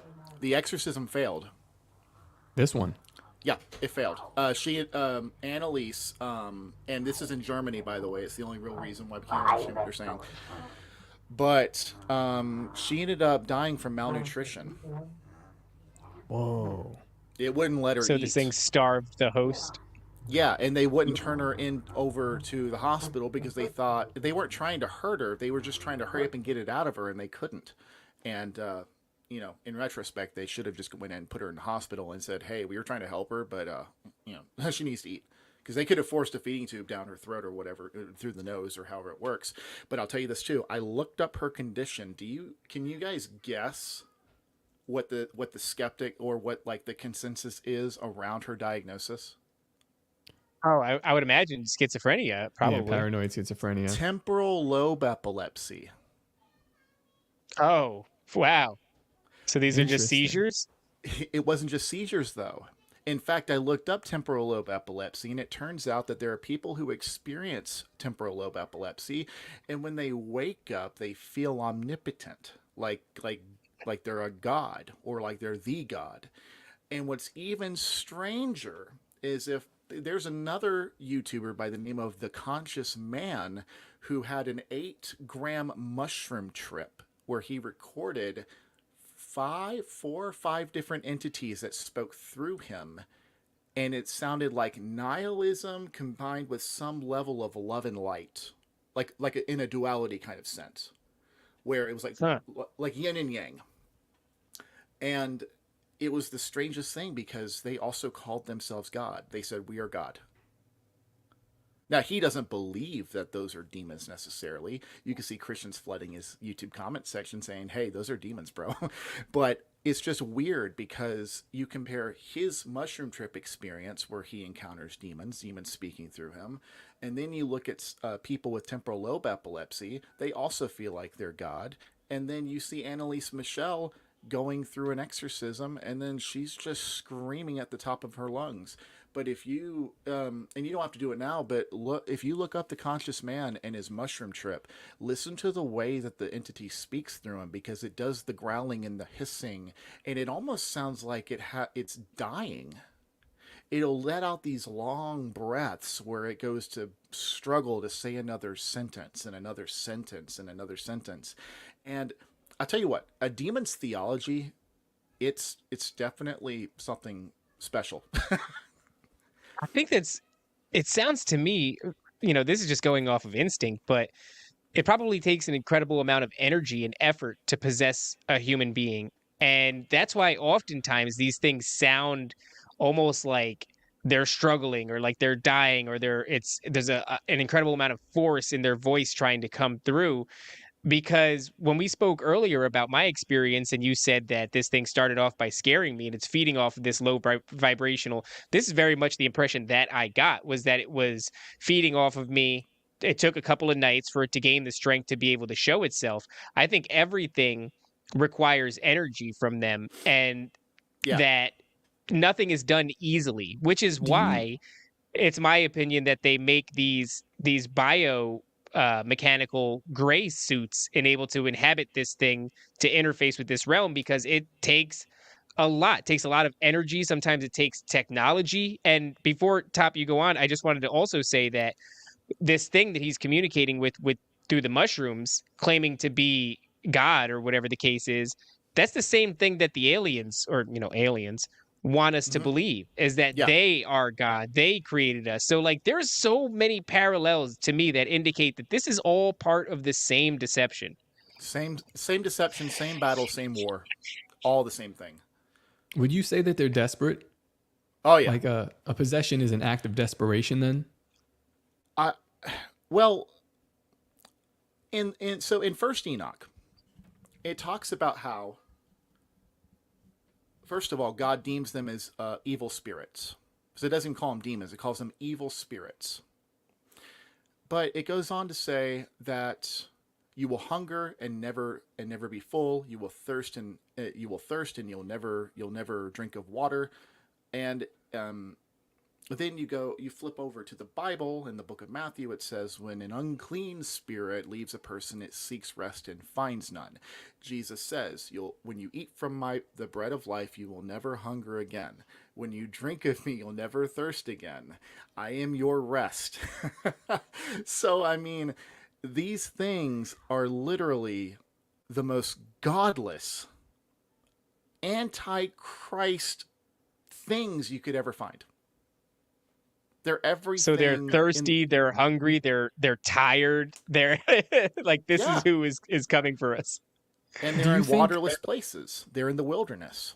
Do you think a human soul can degrade itself down to the level of a demon? No, I don't. No. Okay. Does it become something different though? Like Aleister Crowley, might have really gave that system a run for its money. Someone who's in such communion with these things that they may become almost like them. Like what happens with these people? There was a time when I really okay, what you just said. So I do believe that you can have people who are not necessarily demons, but in their past life as a human, they're so hateful, they're so nasty, there's something about them that causes them to kind of stick around in a journey of sorts. And this is a mystery, by the way. If we're all wrong about this, it's a non-salvation topic. It's whatever. But there was this story of my coworker by the name of Tammy told me about this story of this old elderly woman in a rocking chair who would just stare at you when you were in the room. And she wasn't really there. Not everyone could see her, and she had the most hideous, nastiest look on her face. And she swore that she was alive at one point. But it didn't hurt her. It didn't cast any mental images in her head. It was just sitting there. So, and that goes back to my theory on ghosts not being able to actually do anything. If it can scratch you, call it a demon. If it can give you nightmares, call it a demon. Now, ghosts can enter your dreams. I do believe that. For the case of my son and me, I believe that there was a woman that wanted me to solve her murder. I wrote an article on it. It was a very, very scary thing. I was very perplexed by it too, because she had these like those rosy glasses from like the early 90s, late 80s. And her mother was a very controlling woman, and it was like she was hijacking my dream and just she was entering herself into my dream over and over again. And in the dream, I felt bad, and like I decided to date her. But I also thought in my mind, my wife might kill me, but I think she'll understand where I'm coming from if I'm just nice to her.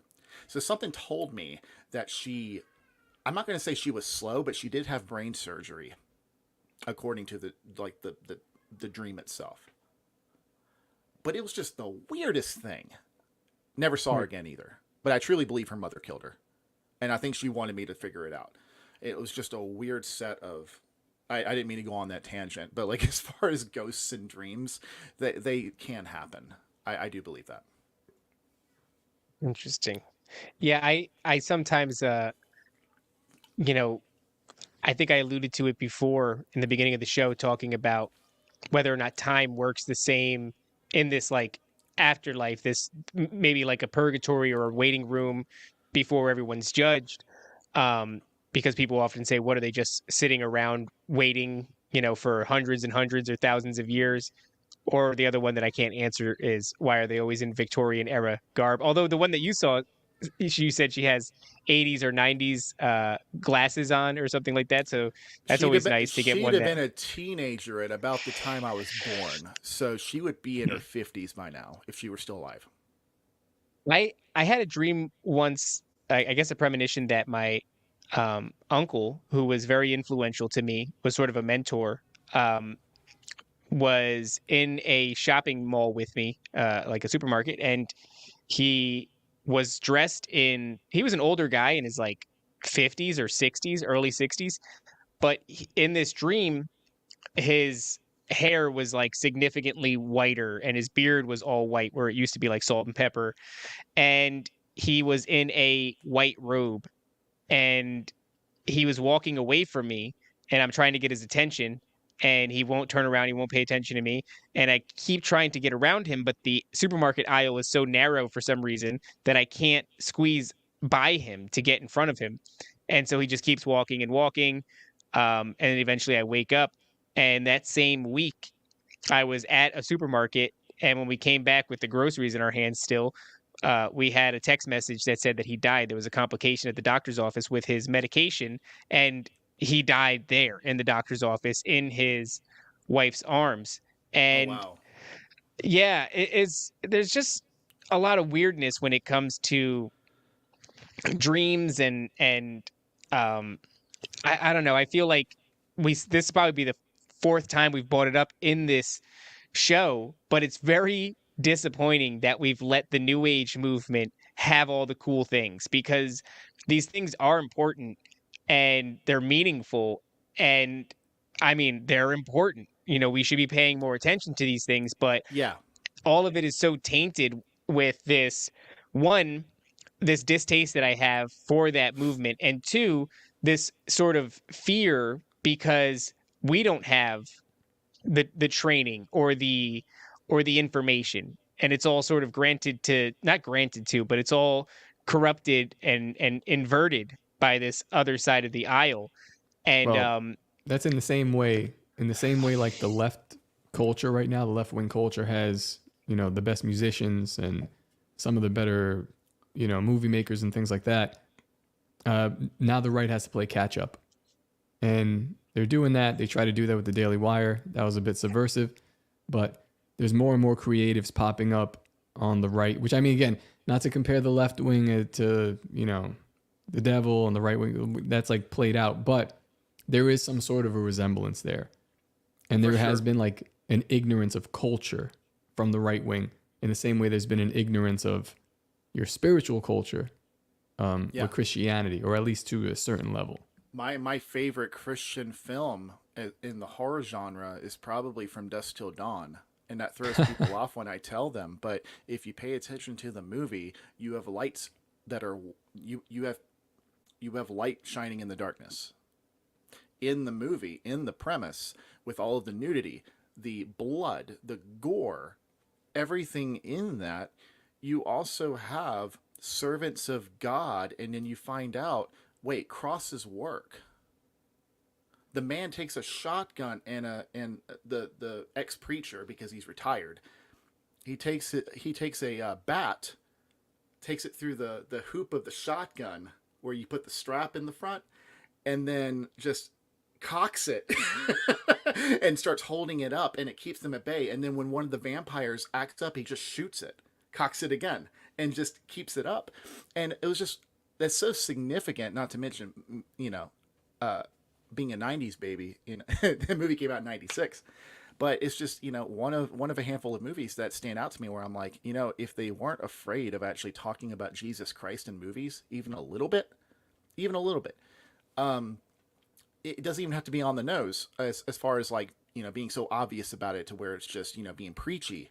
Because let's face it, the message is being preachy to us now from the left. We got to sit there and deal with the damsels in distress that aren't distressed anymore because they're Mary Sues that don't need to learn anything new.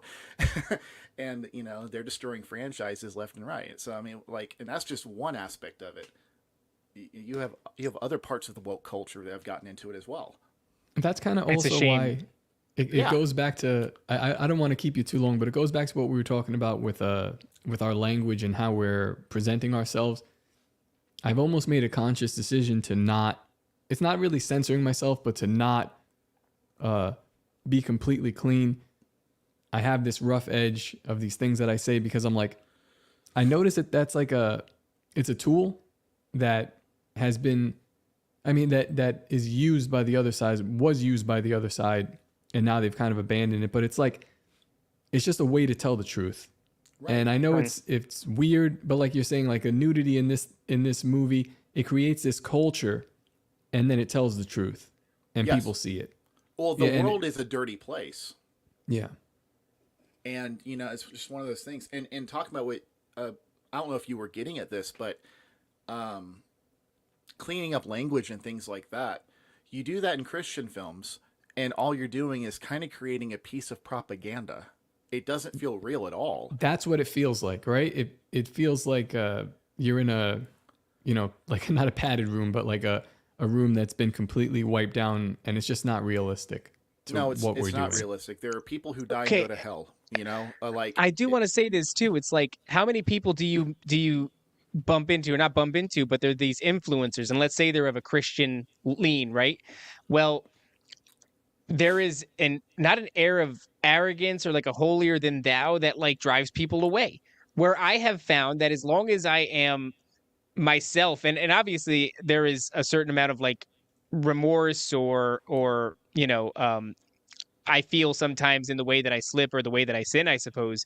But my approachability brings people to the conversation where it's like, I'm not the way and the life. Jesus Christ is. God Yeah. is the point. If I can bring you to it by just being who I am, then that's so much better than, these, or maybe it's not better than. Maybe there's just a crowd that's not being spoken to, and maybe we get to speak to that crowd. Different part of the body.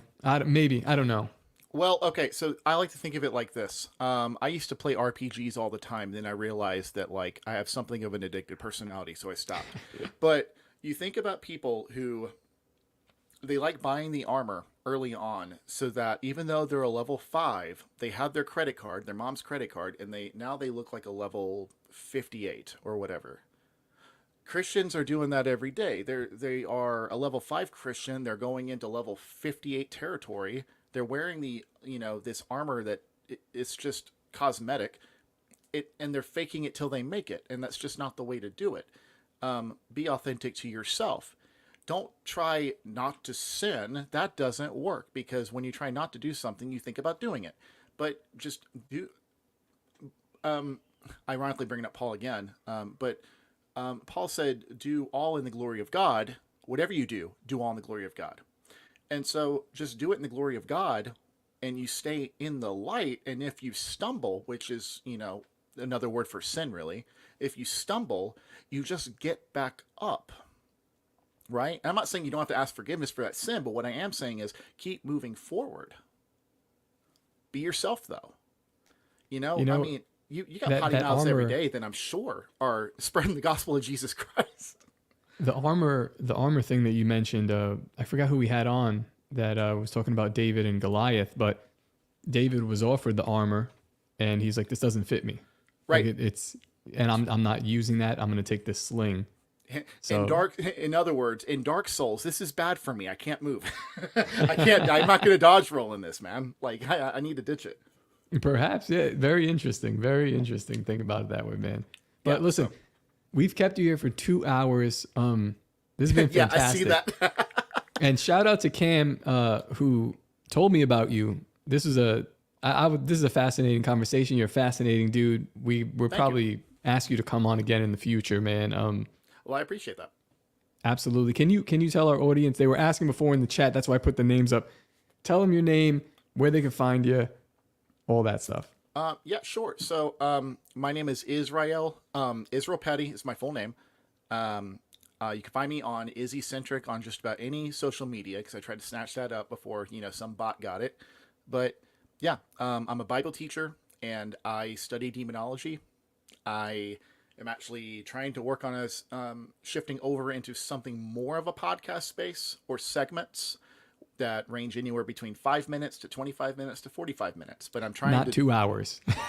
Well, even if I did reach 2 hours, my problem is I do ums and buts all the time. And so I plan on just chopping myself up and doing jump cuts and pre-recorded stuff. And then making sure it sounds good for Spotify, because people keep saying, "Hey, you got a good voice, and I'll subscribe to you in a heartbeat if you switch into that space." And I'm like, think about it.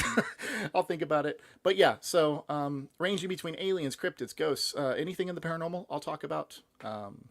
Esoteric Hollywood, I like talking about that. And I know that Jay Dyer does too. And then, guys, it sucks that he ended up butting heads with you guys. I hate that.